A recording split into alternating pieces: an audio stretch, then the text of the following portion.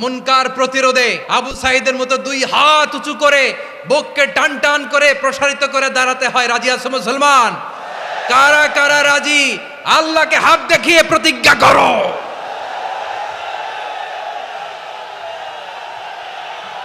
নারীর মন বুঝতে পারলে নেয়ামত, বুঝতে না পারলে কিয়ামত।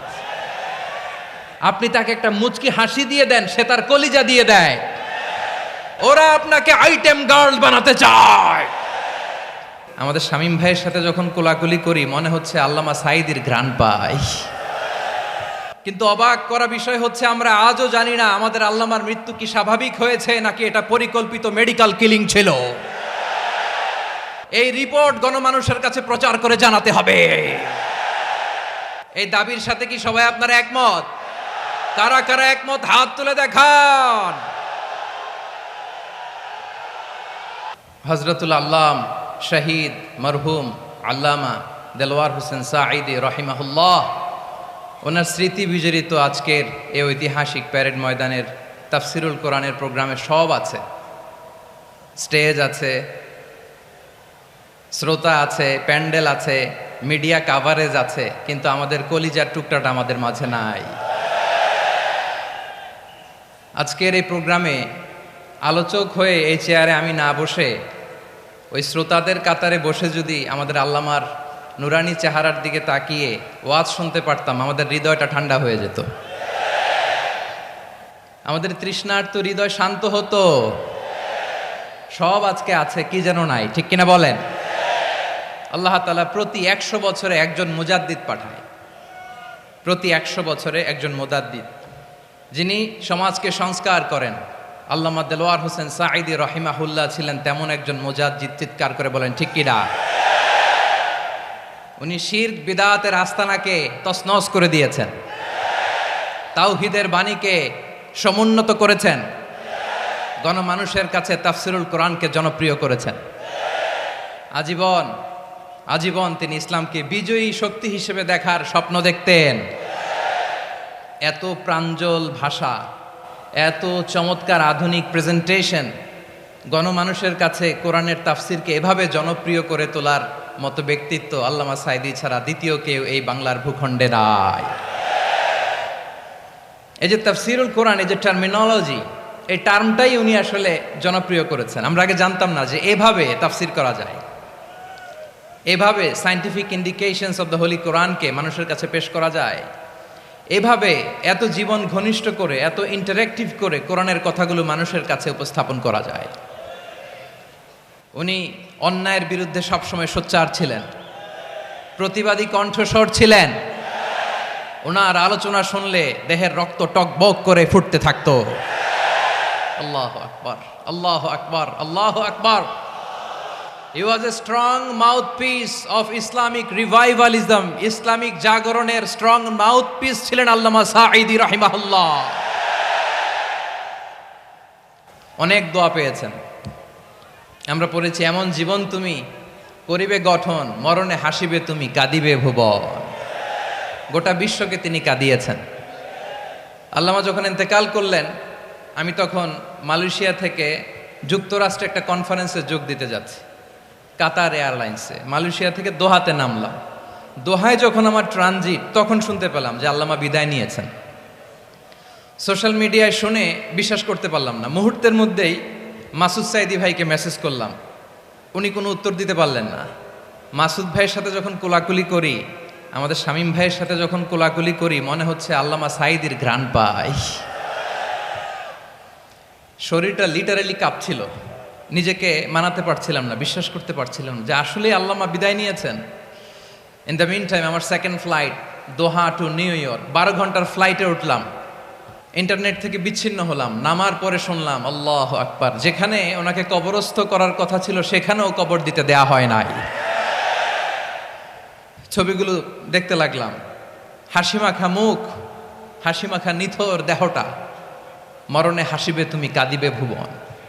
From east to west, from north to south, the entire globe, গোটা বিশ্ব ওনার জন্য কেঁদেছে, গোটা বিশ্ব কেঁদেছে। কাবার গিলাফ ধরে ধরে মানুষ চিৎকার করেছে। এর চেয়ে শ্রেষ্ঠ মৃত্যু কার হতে পারে? আমাদের আল্লামার আর কি পাওয়ার ছিল বলেন, আর কি পাওয়ার ছিল? কুল্লু নাফসিন যায়িকাতুল মাউত, যারাই দুনিয়াতে আসবে তারা ইন্তেকাল করবে, এটা আমরা মেনে নেই, এটা আমরা জানি। কিন্তু অবাক করা বিষয় হচ্ছে আমরা আজও জানি না আমাদের আল্লামার মৃত্যু কি স্বাভাবিক হয়েছে নাকি এটা পরিকল্পিত মেডিকেল কিলিং ছিল। এটা যে পরিকল্পিত মেডিকেল কিলিং ছিল এটা ধারণা করার পেছনে অনেক কারণ আছে। তিনি আধিপত্যবাদের বিরুদ্ধে সোচ্চার ছিলেন, ফ্যাসিবাদের বিরুদ্ধে সোচ্চার ছিলেন, রাজনৈতিক প্রতিহিংসার শিকার ছিলেন। এজন্য এটা মেডিকেল কিলিং হতে পারে এ ধারণা আমরা করতেই পারি। আওয়াজ করে বলেন ঠিক কিনা? যেই সময়টা আমরা কাটাচ্ছি এত সুন্দর সময় বাংলাদেশ আর পাবে না। আমাদের জন্মের পর থেকে এরকম চমৎকার সময় আমরা পাই নাই, এটাই আসল সময়। আমরা ইন্টারিম গভর্নমেন্টের কাছে দাবি জানাই উচ্চতর তদন্ত কমিটি করে এটাকে হত্যাকাণ্ড ছিল নাকি স্বাভাবিক মৃত্যু ছিল এই রিপোর্ট গণমানুষের কাছে প্রচার করে জানাতে হবে। এই দাবির সাথে কি সবাই আপনারা একমত? কারা কারা একমত হাত তুলে দেখান।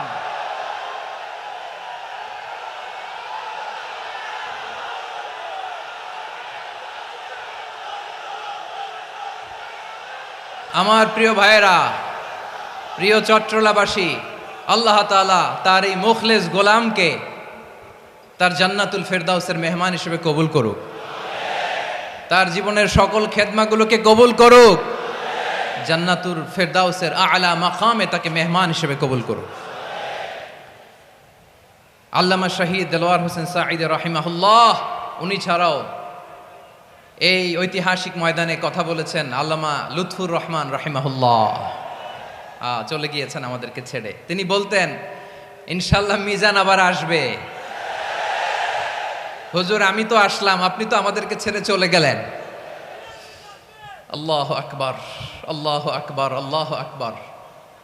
গলায় কোনো সুর ছিল না, সুর দিয়ে কথা বলতেন না, কিন্তু এত চমৎকার শব্দের বুনন, এত চমৎকার প্রেজেন্টেশন, এত চমৎকার ভাবে ঐতিহাসিক বর্ণনাগুলো তিনি উপস্থাপন করতেন। মন্ত্রমুগ্ধ হয়ে আমরা আল্লামা লুৎফুর রহমানের কথা শুনেছি। আমরা হযরতুল আল্লাম লুৎফুর রহমান রাহিমাহুল্লাহর জন্য এই বিশাল ময়দান থেকে দোয়া করছি, আল্লাহ তাআলা তুমি তোমার এই খাদেমকে জান্নাতের মেহমান হিসেবে কবুল করে নাও। আরো অনেক আল্লামারা এখানে কথা বলেছেন, বিশেষ করে বাইতুল শরফের মরহুম পীর সাহেব হুজুর থেকে শুরু করে আরো যারা যারা তারকাতুল্য ওলামায়ে কেরাম এই চট্টগ্রামের ময়দানে কথা বলেছেন, আলো ছড়িয়েছেন। আমরা এই লক্ষ লক্ষ তাওহীদি জনতাকে নিয়ে তাদের জন্য দোয়া করছি, আল্লাহ তাআলা ওনাদের জীবনের সকল ভুল ত্রুটি ক্ষমা করে দিয়ে তাদেরকে জান্নাতুল ফেরদাউসের মেহমান বানিয়ে নিক। আমরা এই ঐতিহাসিক প্যারেড ময়দানের প্রোগ্রাম থেকে স্মরণ করতে চাই 24-এর ছাত্র নাগরিক অভ্যুত্থানে আমার যে সমস্ত ছাত্র নাগরিক ভাইয়েরা দেহের তাজা রক্ত বিলি দিয়ে নতুন বাংলাদেশ আমাদেরকে উপহার দিয়েছে। বিশেষ করে আপনাদের এই চট্টগ্রামের শহীদ ফয়সাল, শহীদ ওয়াসিম সহ সকল শহীদকে আল্লাহ তাআলা কবুল করুক। আমরা সবাই পড়ি আমিন। প্রিয় ভাইয়েরা, আমি নগণ্য একজন কোরআনের ছাত্র, এত বিশাল মঞ্চে এত বড় প্ল্যাটফর্মে কথা বলা আমার জন্য সাজে না। তারপরও আমাদের মুরব্বীরা আমাদের ডানে বায়ে বসে আছেন, ওনাদের আদেশক্রমে ওনাদের অনুমতিক্রমে কিছু কথা আজকের এই ঐতিহাসিক প্রোগ্রামে আপনাদের সামনে উপস্থাপন করার চেষ্টা করব। ওমা তৌফিক ইল্লা বিল্লাহ। প্রিয় ভাইয়েরা, 5 দিন ব্যাপী এই তাফসিরুল কোরআনের প্রোগ্রামে অনেক ওলামা হযরত কথা বলেছেন। যারা কোরআন সুন্নাহ থেকে আমাদেরকে কোরআনের কথাগুলো শোনালেন, আমরা যেন সেগুলো আমল করতে পারি, আল্লাহ আমাদেরকে তৌফিক দান করুক।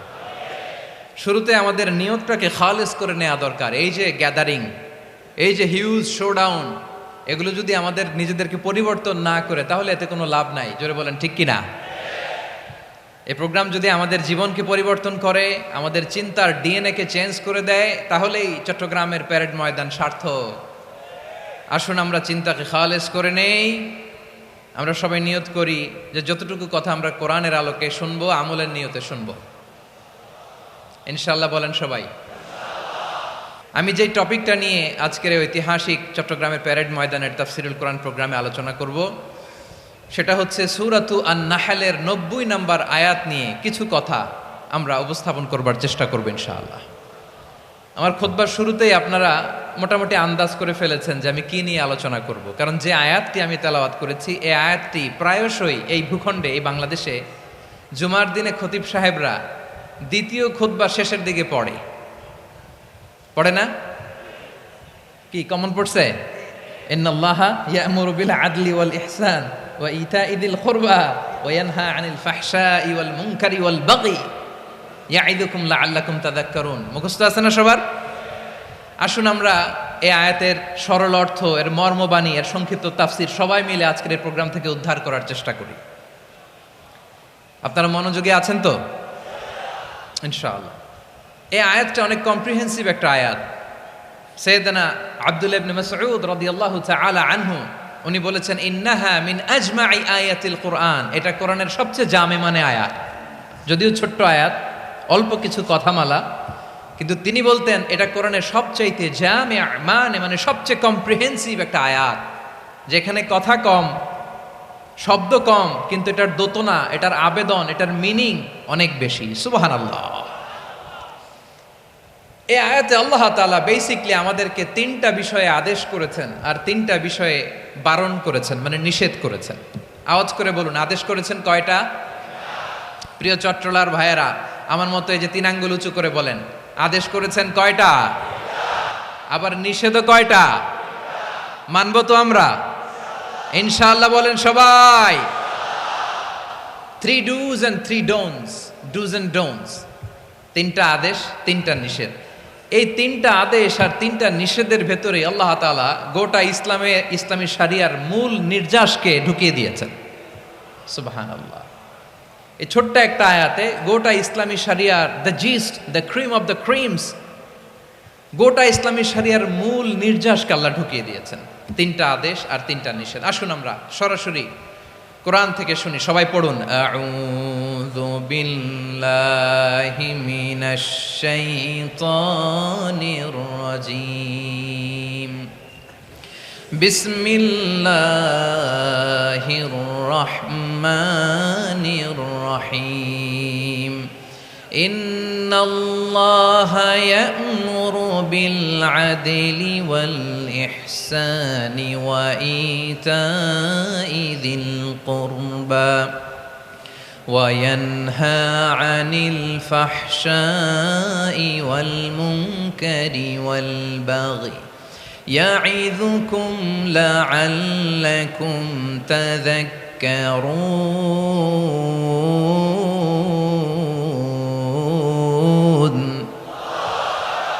আল্লাহ তাআলা ইরশাদ করছেন, ইন্নাল্লাহা ইয়া'মুরু বিল আদলি ওয়াল ইহসান, নিশ্চয় আল্লাহ তাআলা তোমাদেরকে ন্যায় বিচারের আদেশ দেন, সদাচরণের আদেশ দেন, নিকটাত্মীয়দেরকে দানের আদেশ দেন। আদেশ কয়টা? আওয়াজ করে সবাই বলুন তো কয়টা? নিশ্চয় আল্লাহ তাআলা তোমাদেরকে ন্যায় বিচারের আদেশ দেন, সদাচরণের আদেশ দেন, তিনি তোমাদের নিকটাত্মীয়দেরকে দানের আদেশ দেন, আর তিনি তোমাদেরকে অশ্লীলতা থেকে নিষেধ করেন, মন্দ কাজ থেকে নিষেধ করেন, অবাধ্যতা সীমা লঙ্ঘন থেকে নিষেধ করেন। তিনি তোমাদেরকে উপদেশ দেন যাতে তোমরা শিক্ষা গ্রহণ করো। সুবহানাল্লাহ। উপদেশ দিচ্ছে স্বয়ং কে? তিনটা জিনিসের আদেশ। ইয়া'মুরু বিল আদল, সুবিচার, ন্যায় বিচারের আদেশ তিনি দেন। ইহসানের আদেশ দেন, যাতে আমরা ইহসান করি, একে অপরের প্রতি সুবিচার করি, মহানুভবতা দেখায়, অনুগ্রহ দেখায়, আর নিকট আত্মীয়দেরকে যেন আমরা দান করি। এই তিনটা আদেশ তিনি দিয়েছেন। আর কোন তিনটা জিনিস থেকে তিনি বারণ করেছেন? অশ্লীলতা, ফাহশা, মুনকার, মানে সব মন্দ আর অসৎ কাজ, এগুলো থেকে তিনি আমাদেরকে বারণ করেন। ওয়াল বাগি, অবাধ্যতা, সীমা লঙ্ঘন, এই তিনটা কাজ থেকে তিনি আমাদেরকে বারণ করেন। তিনি আমাদেরকে উপদেশ দেন, স্বয়ং আল্লাহ তাআলা আমাদেরকে উপদেশ দেন যাতে করে আমরা শিক্ষা গ্রহণ করি। সুবহানাল্লাহ পড়ে।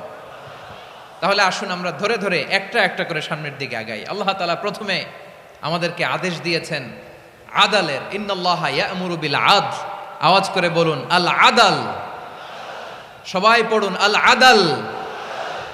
আমরা উর্দু জানি, হিন্দি জানি, অনেকে ইংরেজিও জানি, কিন্তু আরবি শব্দগুলো আমাদের মুখ দিয়ে বেরোতে চায় না। আওয়াজ করে বলুন আল আদাল। মাশাআল্লাহ, ইন্নাল্লাহা ইয়া'মুরু বিল আদল, আল্লাহ তাআলা আমাদেরকে আদলের আদেশ দেন। আদল অনেকে না বুঝলেও আদালত শব্দটা বুঝবেন। আদালত, আদালত, আদালত বুঝেন না? যেখানে বিচার কার্যের ফয়সালা করা হয়, কোর্ট কাচারি আদালত, এটা তো ভেরি কমন। এটা শুনছেন না সবাই? আদালত, যেখানে ন্যায় বিচার হবে, সুশাসন হবে। কিন্তু ভাগ্যের কি নির্মম পরিহাস, ওখান থেকে মিথ্যা সাক্ষী দিয়ে মনমতো রায় দিয়ে দেয়া হয়। এগুলোর পরিবর্তন হওয়ার দরকার আছে না নাই? প্রিয় ভাইয়েরা, আদালত, আল আদল, ইংরেজিতে বলে জাস্টিস, ন্যায় বিচার, সুবিচার, সুশাসন, জাস্টিস, আল আদল, সব জায়গায় এই জাস্টিস থাকা দরকার। Justice should be prevailed in the society. The mission of all prophet was to uphold the justice. সব নবীর মিশন ছিল এই জাস্টিসকে, আদালকে, সুশাসন আর সুবিচারকে নিশ্চিত করা। পড়েন সুবহানাল্লাহ। And the core message of every divine scripture was to uphold justice. পৃথিবীর সব আসমানি কিতাবের মূল শিক্ষা ছিল এই জাস্টিসকে সমাজে এনশিওর করা, সুবিচার, সুশাসনকে এনশিওর করা। তাহলে প্রিয় ভাইরা, আমরা বুঝতে পারলাম আল আদ শব্দের মানে হচ্ছে ইনসাফ বা সুবিচার বা ন্যায় বিচার। এটা হচ্ছে একটা general meaning, very general meaning. আপনি যদি ইন ডেপথ বুঝতে চান, আরো ভেতরে যান, তাহলে আদল মানে হচ্ছে সমন্বয়, আদল মানে হচ্ছে ভারসাম্য, ব্যালেন্স। আদল মানে হচ্ছে মধ্যম পন্থা। সুবহানাল্লাহ পড়েন। কারণ সব সময় সমান সমান হইলেই সুবিচার হয় না। কথা কি বুঝতেছেন? ইসলামের দ্য কনসেপ্ট অফ আদল, এটা এমন আদল, এটা সব সময় সমান সমান নয়। যখন সমান সমান দেয়া দরকার, ইসলাম সমান সমান দেয়। যখন ব্যালেন্স করা দরকার, চেক এন্ড ব্যালেন্স, সমন্বয়, ভারসাম্য করা দরকার, তখন ইসলাম ভারসাম্য করে দেয়। এটার নাম আদল। সুবহানাল্লাহ। সহজ করে আপনাদেরকে বুঝাই। যেমন ধরুন, একটা পরিবারের 3 জন সদস্য, স্বামী, স্ত্রী আর সন্তান। তাদের সকালবেলার ব্রেকফাস্টে স্বামীর, সকালের নাস্তায় স্বামীর 3টা রুটি লাগে, স্ত্রীর 2টা লাগে, আর সন্তানের 1টা রুটি লাগে। এখন আমি যদি সমান সমান করে আদল করতে চাই, সবাইকে যদি 3টা করে রুটি দেই, তাহলে স্বামী বেচারার জন্য ঠিক আছে? কি বলেন? কথা কি বুঝতেছেন না কষ্ট হয়ে যাচ্ছে? যদি সমান সমানের নিয়মে আগাই, তাহলে 3টা করে যদি রুটি দেই, স্বামীর জন্য ওকে, কিন্তু স্ত্রীর জন্য 1টা বেশি হয়ে যায়। আর সন্তানের জন্য কয়টা বেশি হয়? আচ্ছা, এই তো বুঝতেছেন, মাশাআল্লাহ। আচ্ছা, 2টা করে যদি সবাই রে দেয় সমান সমান নীতিতে, তাহলে স্ত্রীর জন্য, স্ত্রী বেচারির জন্য ঠিক আছে, কিন্তু স্বামীর কয়টা কম পড়ে? আর সন্তানের বেশি হয়ে যায় কয়টা? আচ্ছা, সমান সমান নীতিতে সবাইকে যদি সকালের নাস্তার জন্য 1টা করে রুটি দেই, সন্তানের জন্য ঠিক আছে, কিন্তু স্ত্রী বেচারির কম পড়ে কয়টা? স্বামীর কম পড়ে কয়টা? 2টা। কথা কি বুঝতেছেন? আর আমি যদি স্বামীকে দেই 3টা, স্ত্রীকে দেই 2টা, আর সন্তানকে দেই 1টা, তাহলে কারো অপচয় হবে না। যার যতটুকু দরকার ঠিক ততটুকুই কাজে লাগবে। চিল্লায় বলেন ঠিক কিনা? এটাই হচ্ছে ইসলামের আদল, যেখানে যার যতটুকু দরকার তাকে সেখানে ঠিক ততটুকু দিয়ে দেওয়ার নামই হচ্ছে আদল। চিল্লায় পড়েন আল্লাহু আকবার। রব্বুল আলামিন বলেন, ইউসিকুমুল্লাহু ফি আওলাদিকুম লিযযাকারি মিসলু হাযযিল উনসায়াইন। আল্লাহ তোমাদেরকে ওসিয়ত করেন, তোমাদেরকে আদেশ দেন, উত্তরাধিকার সম্পদ যখন বন্টন হবে, ছেলেরা যতটুকু পাবে, মেয়ে পাবে তার অর্ধেক। সুবহানাল্লাহ বলেন। দেখেন, ছেলে যদ্দূর, মেয়ে অর্ধেক, ছেলে ডবল পাবে। আপাত দৃষ্টিতে মনে হয় এখানে অবিচার হয়েছে, কিন্তু আসলে কি অবিচার হয়েছে? আপনি বিয়ের ক্ষেত্রে যান, ওইখানে আবার ছেলে মোহরানা দেয়, মেয়ে সেখানে মোহরানা পায়। তাহলে চেক এন্ড ব্যালেন্স, ভারসাম্য, ব্যালেন্স, মধ্যম পন্থা এখানে আছে না নাই? এটাই হচ্ছে ইসলামের আদল। আল্লাহ তাআলা এই আদলের আদেশ দিয়েছেন, সুবিচার, ন্যায় বিচার, সুশাসন এবং ভারসাম্যের আদেশ দিয়েছেন। প্রিয় ভাইয়েরা, একটি শান্তিময় সমাজ, একটা সমৃদ্ধ সমাজ, একটা মানবিক সমাজ যদি আমরা পেতে চাই, এই আয়াতের মধ্যে যতগুলো পয়েন্ট আছে সবগুলোর বাস্তবায়ন লাগবে। কথা বুঝতে পেরেছেন? বলেন, আওয়াজ করে বলেন, আমরা একটা শান্তির সমাজ চাই কি চাই না? আমরা একটা সমৃদ্ধ বাংলাদেশ চাই কি চাই না? আমরা একটা মানবিক বাংলাদেশ চাই কি চাই না? এই আয়াতে আল্লাহ তাআলা একটা মানবিক সমাজের রূপরেখা টেনেছেন। তার প্রথম কথা হচ্ছে ইন্নাল্লাহ ইয়ামুরু বিল আদল। আল্লাহ তাআলা তোমাদেরকে আদলের নির্দেশনা দেয়, সুবিচার সুশাসনের নির্দেশনা দেয়। যে সমাজে আদল থাকে না সেই সমাজে জুলুম মানুষের ঘাড়ে চেপে বসে। আদলের বিপরীত হচ্ছে জুলুম। আদলের বিপরীত কি? জুলুম বা জাওর, অত্যাচার, অবিচার, বৈষম্য। এই যে বৈষম্য বিরোধী ছাত্র আন্দোলন কমন পড়ছে? এই যে একজন সমন্বয়ক তো দেখা করলো আমার সাথে। জুলুম মানে হচ্ছে বৈষম্য। বৈষম্যের স্থান ইসলামে নাই, অবিচারের স্থান ইসলামে নাই, জুলুমের স্থান ইসলামে নাই। আল্লাহ তাআলা বলেন যে আমি জুলুমকে নিজের জন্য হারাম করেছি এবং তোমাদের জন্য হারাম করেছি। বিশ্বনবী ফরমান, আল্লাহ তাআলা বলেন হাদিসে কুদসিতে, ইয়া ইবাদি ইন্নী হারামতুয যুলমা আলা নাফসি ওয়া জাআলতুহু বাইনাকুম মুহাররামান ফালা তাযালামু। আমার গোলামেরা শোনো, নিশ্চয় আমি আল্লাহ তাআলা জুলুমকে আমি আমার উপরে হারাম করেছি, অনুরূপভাবে জুলুম করাকে তোমাদের উপরেও হারাম করেছি। ফলে ফালা তাযালামু, তোমরা একে অপরের সাথে জুলুম করো না। খবরদার, জুলুমের সাথে আমাদের কোনো সম্পর্ক নাই। আল্লাহ তাআলা আদলের আদেশ দিয়েছেন, আদালতের আদেশ দিয়েছেন, সুশাসনের ন্যায় বিচারের আদেশ দিয়েছেন। ইন্নাল্লাহা ইয়ামুরু বিল আদল, আমাদেরকে আদল প্রতিষ্ঠা করতে হবে। জুলুমের সাথে ইসলামের কোনো সম্পর্ক নাই। আল্লাহ তাআলা জালিমদের জন্য কঠিন শাস্তি প্রস্তুত করে রেখেছেন। যারা এই আদলকে ভুলুণ্ঠিত করে জুলুমের রাস্তায় হাঁটতে চায় তাদের প্রাপ্য কিয়ামতের ময়দানে বুঝিয়ে দিবে কে? আল্লাহ তাআলা তাদের প্রাপ্যকে বুঝিয়ে দিবেন। এজন্য বিশ্বনবী বলে, খবরদার, তোমরা ইনসাফ করবে, আদল করবে, জুলুম করবে না। আয-যুলমু যুলুমাতুন ইয়াউমাল কিয়ামা, জুলুম কিয়ামতের দিন অন্ধকার হয়ে জালিমের ঘাড়ে চেপে বসবে। আবার বিশ্বনবী বলতেন, ইত্তাকি দাওয়াতাল মাজলুম, খবরদার, তোমরা মজলুমের কান্নাকে ভয় করো। ফাইন্নাহু লাইসা বাইনাহু ওয়া বাইনাল্লাহি হিজাব, কেননা মজলুমের কান্নার মাঝে আর আল্লাহর আরশের মাঝে কোনো পর্দা থাকে না। বিশ্বাস হয়? এই কথা বিশ্বাস হয়? এর জলজ্যান্ত প্রমাণ তো আমরা নিজেরাই দেখলাম। হ্যাঁ, মজলুমের কান্না ফুলে ফেপে মহিরুহ হয়ে পাহাড়ের মতো হয়ে বিস্ফোরিত হয়ে জালিমের মসনদকে ছারখার করে দিয়েছে। এর প্রমাণ তো আমরা নিজেরাই তো দেখলাম। জালিমের পরিণতি কি হয় আমরা জীবদ্দশাই তো দেখলাম। এমনও কোনো জুলুম নাই যে হয় নাই, ঠিক কিনা বলেন? আহারে জুলুম, আহারে জুলুম। রিসেন্টলি আয়নাঘরের কিছু ছবি প্রকাশিত হয়েছে সোশ্যাল মিডিয়ায়, দেখেছেন আপনারা? হ্যাঁ, ছোট্ট একটা জায়গা, স্বাধীন মানুষকে প্রাণীর মতো, পাখির মতো খাঁচায় বন্দি করে রেখেছে। কখন দিন কখন রাত কিচ্ছু জানে না, কখন দিন কখন রাত কিছু জানে না। বছরের পর বছর কেটে গিয়েছে। এক্সট্রা জুডিশিয়াল কিলিং এর কোনো হিসাব নাই, বিচার বহির্ভূত হত্যা, এনফোর্স ডিসঅ্যাপিয়ারেন্স, গুম, যেটা সবচাইতে বড় মানবতা বিরোধী অপরাধ। কত মানুষ যে গুম হয়েছে তার কোনো ইয়ত্তা নাই। যেই ফ্যামিলির সদস্য গুম হয়েছে তারা কি ওই লোকটার জন্য মাগফিরাতের দোয়া করবে নাকি সুস্বাস্থ্যের দোয়া করবে তারা নিজেরাও জানতো না, কারণ জানে না ও বেঁচে আছে না মরে গেছে। আহা, বিডিআর নওজোয়ানদের যারা ছাড়া পেল দেখলাম, বিনা অপরাধে, কোনো অন্যায় ছাড়া, অপরাধ ছাড়া তাদের জীবন থেকে, তাদের তারুণ্যের, তাদের যৌবনের 15 বছর 16 বছর 17 বছর নাই, 6 মাস বয়সের ছোট বাচ্চাকে রেখে জেলে গেছে। 6 মাসের মেয়ে বেরোয় দেখে মেয়ের বয়স 17 বছর। মেয়ে বাবারে চিনে না, বাবা মেয়েরে চিনে না। মেয়েকে এখন বিয়ে দিয়ে আরেক ছেলের হাতে তুলে দিবে। মেয়ের শৈশব বাবা দেখে নাই, মেয়ের কৈশোর বাবা দেখে নাই, মেয়ের তারুণ্য দেখে নাই। আরেক যুবককে দেখলাম 14 বছরের 14 দিনের সংসার, 2 সপ্তাহের সংসার শেষে জেলে গেছে।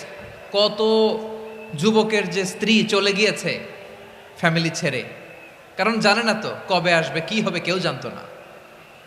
দাম্পত্য জীবনের মাত্র 14 দিনের স্মৃতি, এই স্মৃতিকে আঁকড়ে ধরে এক বোন 16টা বছর 17টা বছর কাটিয়ে দিয়েছে। আমি নিউজটা দেখে ভাবলাম আমার এই বোনের প্রতিটি দিন কিভাবে কেটেছে, প্রতিটি রাত কিভাবে কেটেছে, প্রতিটি ক্ষণ কিভাবে কেটেছে। বিশ্বনবী বলেছেন, ইত্তাকি দাওয়াতাল মাজলুম ফাইন্না লাইসা বাইনাহু ওয়া বাইনাল্লাহি হিজাব। মাজলুমের কান্নাকে ভয় করো, কারণ মাজলুমের কান্না আর আল্লাহর মাঝে কোনো পর্দা থাকে না। আমরা আর এরকম কোন জুলুম বাংলাদেশে দেখতে চাই না, জোরে বলেন ঠিক কিনা? আর কেউ নতুন করে জালিম হোক আপনারা চান? আবার নতুন করে কেউ ফ্যাসিস্ট হোক আপনারা চান? এক দল আরেক দলকে নিশ্চিহ্ন করার রাজনীতিতে মেতে উঠুক এটা আপনারা চান? আমরা বাংলাদেশকে আদল দিয়ে সাজাতে চাই। আমরা এই 56,000 বর্গ মাইলের প্রতিটা ইঞ্চি মাটিকে কোরআনের আইন দিয়ে সাজাতে চাই। রাজি আছেন আপনারা? কারা কারা রাজি দেখান হাত তুলে আল্লাহকে।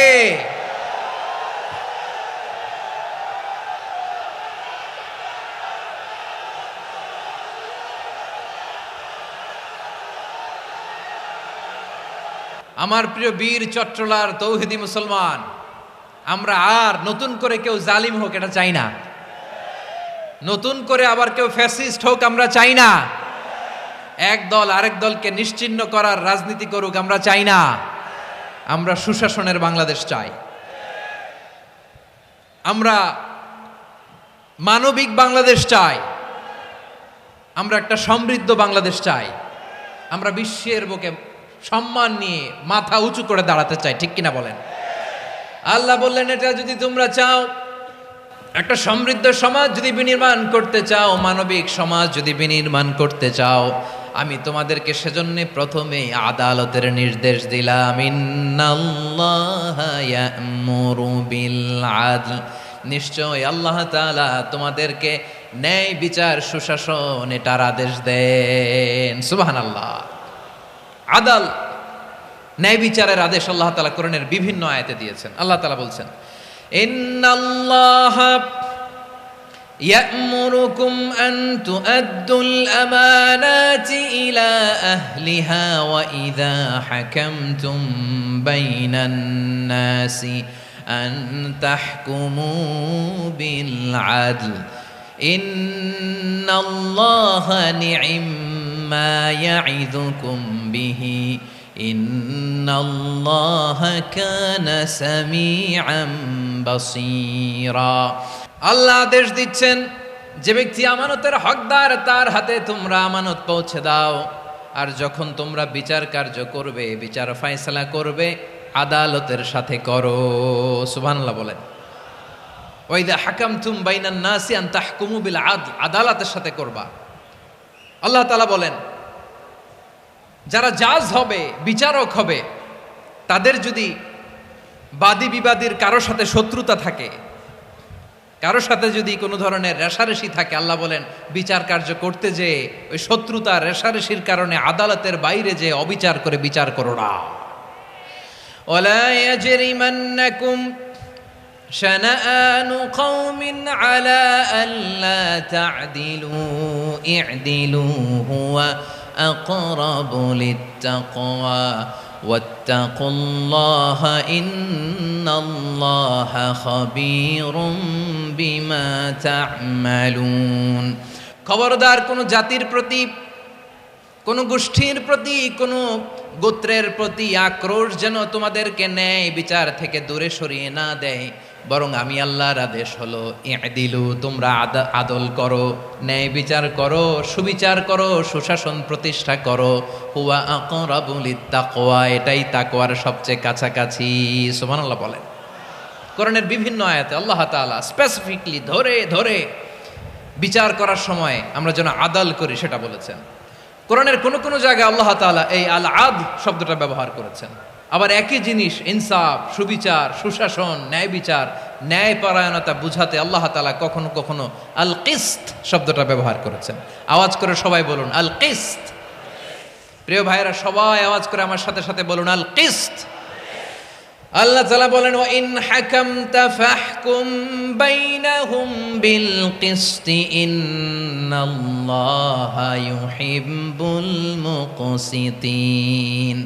যখন তুমি বিচার করবে, বিশ্বনবীকে উদ্দেশ্য করে অ্যাড্রেস করে বললেন, নবী হে, ইহুদিরা কোনো বিষয়ে মীমাংসার জন্য যদি আপনার দরবারে আসে, যদি বিচার করতে হয়, খবরদার অবিচার করবেন না। ফয়সালা যেটা করবেন কিসতের সাথে করবেন, ন্যায় পরায়ণতার সাথে করবেন, কারণ ইন্নাল্লাহা ইউহিব্বুল মুকসিতিন, নিশ্চয় আল্লাহ রাব্বুল ইজ্জাত ন্যায় পরায়ণশীলদেরকে বড্ড ভালোবাসেন। সুবহানাল্লাহ বলেন। ন্যায় পরায়ণ লোকদেরকে আল্লাহ তাআলা বড্ড ভালোবাসেন। অন্য আয়াতে আল্লাহ তাআলা বলছেন, وَنَضَعُ الْمَوَازِينَ الْقِسْطَ لِيَوْمِ الْقِيَامَةِ فَلَا تُظْلَمُ نَفْسٌ شَيْئًا।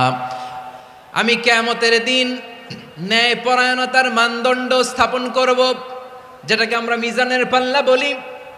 আল্লাহ বলেন ন্যায় বিচারের মানদণ্ড কিয়ামতের ময়দানে আমি আল্লাহ স্থাপন করব। সেদিন কারো প্রতি বিন্দু পরিমাণ, এক চুল পরিমাণ অবিচার করা হবে না, কোনো অবিচার করা হবে না। সেদিন সুশাসন হবে, সুবিচার হবে, ন্যায় পরায়ণতার সাথে বিচার হবে। আওয়াজ করে পড়েন আল্লাহু আকবার। তাহলে প্রিয় ভাইরা, যে তিনটি বিষয়ে আল্লাহ তাআলা আমাদেরকে আদেশ দিয়েছেন, তার প্রথমটা হচ্ছে আদালত, ইনসাফ, সুবিচার, ন্যায় বিচার। এটা আমরা চাই কি চাই না? বিশ্বনবী ন্যায় বিচার, ন্যায় পরায়ণতা, সুশাসন প্রতিষ্ঠিত করেন কি করেন নাই? আপনারা বিশ্বনবীর সিরাত যারা পড়েছেন, আপনি দেখবেন বিশ্বনবীর সিরাতের পরতে পরতে, বাঁকে বাঁকে, সিরাতের বাঁকে বাঁকে এই আদালতের নমুনা মেলে। সুবহানাল্লাহ বলেন। ছোট্ট একটা নমুনা রাসূল সাল্লাল্লাহু আলাইহি ওয়াসাল্লামের আসিরা আল আতরা থেকে ছোট্ট একটা নমুনা আপনাদের খেদমতে এখানে উপস্থাপন করি। বিশ্বনবী সাল্লাল্লাহু আলাইহি ওয়াসাল্লাম মক্কা বিজয় করলেন ৮ম হিজরিতে।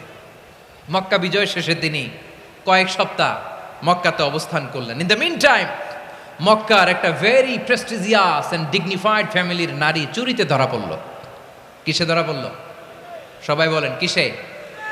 আমাদের সমাজে আসেনি এটা? আছে? ছোট না বড়? হ্যাঁ, হিসাব করে শেষ করা যায় না। ৩.৫ লাখ কোটি টাকা নাই উন্নয়ন প্রকল্পের নামে। উন্নয়ন প্রকল্পের নামে ৩.৫ লাখ কোটি টাকা নাই। ৩.৫ লাখ কোটি টাকা লিখতে পারবেন আপনি? এক টানে লিখতে পারবেন? বুঝতেছেন কত বড় সংখ্যা? হ্যাঁ, বনু মাখজুমিয়া গোত্রের এক নারী মক্কায় চুরিতে ধরা পড়ল। বলেন তো চুরি করলে বিধান কি? কি কাটতে হবে? চুরির বিধান হলো হাত কেটে দাও। তাও সেটা গোপনে নয়, প্রকাশ্যে জনসম্মুখে হাত কেটে দাও। বনু মাখজুমিয়া গোত্রের নারী যখন চুরিতে ধরা পড়ল, সাহাবারা চিন্তায় পড়ে গেলেন। সবেমাত্র মক্কার লোকেরা কালিমা পড়ে মুসলমান হয়েছে, ইসলামের আইন কানুন তেমন জানে না, ইসলামী শরিয়ার সাথে বেশি পরিচিত নয়। এখন যদি বিশ্বনবী চুরির যেই বিধান এটা যদি কায়েম করে হাত যদি কেটে দেয়, না জানি মক্কার লোকেরা আবার বিগড়ে যায়, না জানি মক্কার লোকেরা আবার মুরতাদ হয়ে যায়, না জানি মক্কার লোকেরা ইসলাম থেকে দূরে সরে যায়। চলো চলো, সাহাবীরা মিলে পরামর্শ করলেন, চলো বিশ্বনবীর কাছে যে বলি, ও নবী, শুধু কেবলমাত্র একমাত্র এই নারীর জন্য চুরির হাত কাটার বিধানটা আপনি একটু থামিয়ে দেন। চুরির হাত কাটার যে বিধান এইখানে একটু রহিত করে দেন, বাকিগুলা কইরেন মদিনাতে যে চলবে, কিন্তু মক্কায় এবারের জন্য মাফ করে দেন। কিন্তু কে বলবে? এই যে পরামর্শ, সাজেশন, এটা কে দিবে বিশ্বনবীর কাছে? সাহাবারা চিন্তায় পড়ে গেলেন। আল্লাহর নবীর সামনে দাঁড়িয়ে আল্লাহর দেয়া হুদুদ, আল্লাহর দেয়া বিধান থামিয়ে দেওয়া, মাফ করে দেওয়া, এই কথা বিশ্বনবীর সামনে বলার সাহস তো কেউ রাখে না। কেউ কেউ বলল, বিশ্বনবীর পালক পুত্র যায়েদ বিন হারেসার সন্তান উসামারে বিশ্বনবী নাতির মতো আদর করে, বড্ড বেশি ভালোবাসে উসামারে। এজন্য সাহাবারা উসামাকে বলতো হিব্বু রাসূলিল্লাহ, বিশ্বনবীর ভালোবাসা। কি বলতো? সাহাবীরা বললেন বিশ্বনবীর ভালোবাসা হিব্বু রাসূলিল্লাহ, উসামারে পাঠাও। উসামারে বিশ্বনবী নাতির মতো স্নেহ করে, মায়া করে, ভালোবাসে। আমরা পারবো না, উসামা পারবে। সবাই মিলে ফুলিয়ে ফুসিয়ে ওসামাকে, ছোট্ট ওসামাকে রাজি করালো। ওসামা এমন এমন কথা যে তুমি বিশ্বনবীর কাছে বলতে হবে, পারবা নাকি? ওসামা বলে পারবো। সাইয়েদনা ওসামা রাদিয়াল্লাহু তাআলা আনহু তরুণ সাহাবী বিশ্বনবীর কাছে গেলেন, যে বললেন, নবী, বনু মাখজুমিয়া গোত্রের এক নারী চুরিতে ধরা পড়েছে, এবারের জন্য কি এই মহিলাটারে মাফ করে দিলে হয় না? এবারের জন্য একটু ক্ষমা করা যায় না নবী? বিশ্বনবী বলেন, আতাশফাউ ফি হাদ্দিম মিন হুদুদিল্লাহ, তোমার এত বড় সাহস উসামা, তুমি আল্লাহর হাদ, আল্লাহর দেয়া বিধান, এটার ব্যাপারে সুপারিশ করতে এসেছো?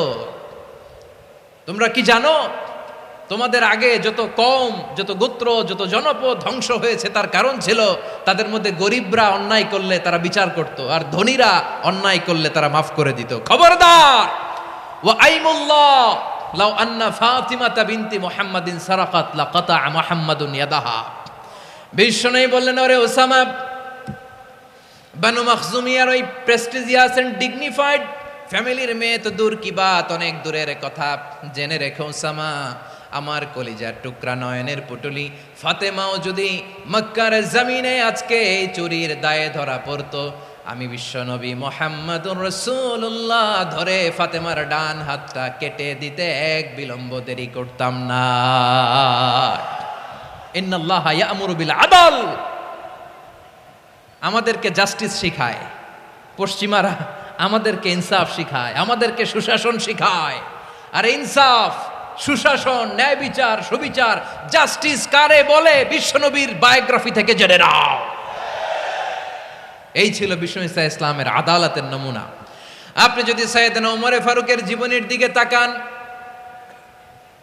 এমন কঠোর, এমন বীর সেনানী ছিলেন। সাইয়েদনা ওমর ফারুক যদি রাস্তার এই মাথা দিয়ে হাঁটা শুরু করতেন, শয়তান ওমর ফারুককে দেখলে ওই রাস্তা রেখে দিয়ে অন্য রাস্তা দিয়ে হাঁটতো। সুবহানাল্লাহ। ওমর ফারুক রাদিয়াল্লাহু তাআলা আনহু কি পার্সোনালিটি ছিল, কি পার্সোনালিটি। আমাদের এলাকায় ছোট বাচ্চারা রাতে ভাত খেতে চায় না, আমার মেয়েটাও খেতে চায় না। এই এটা দিব, ওইটা দিব, আজকে মাহফিলে আসার সময় বলে দিছে লিস্ট করে এটা এটা আনতে হবে।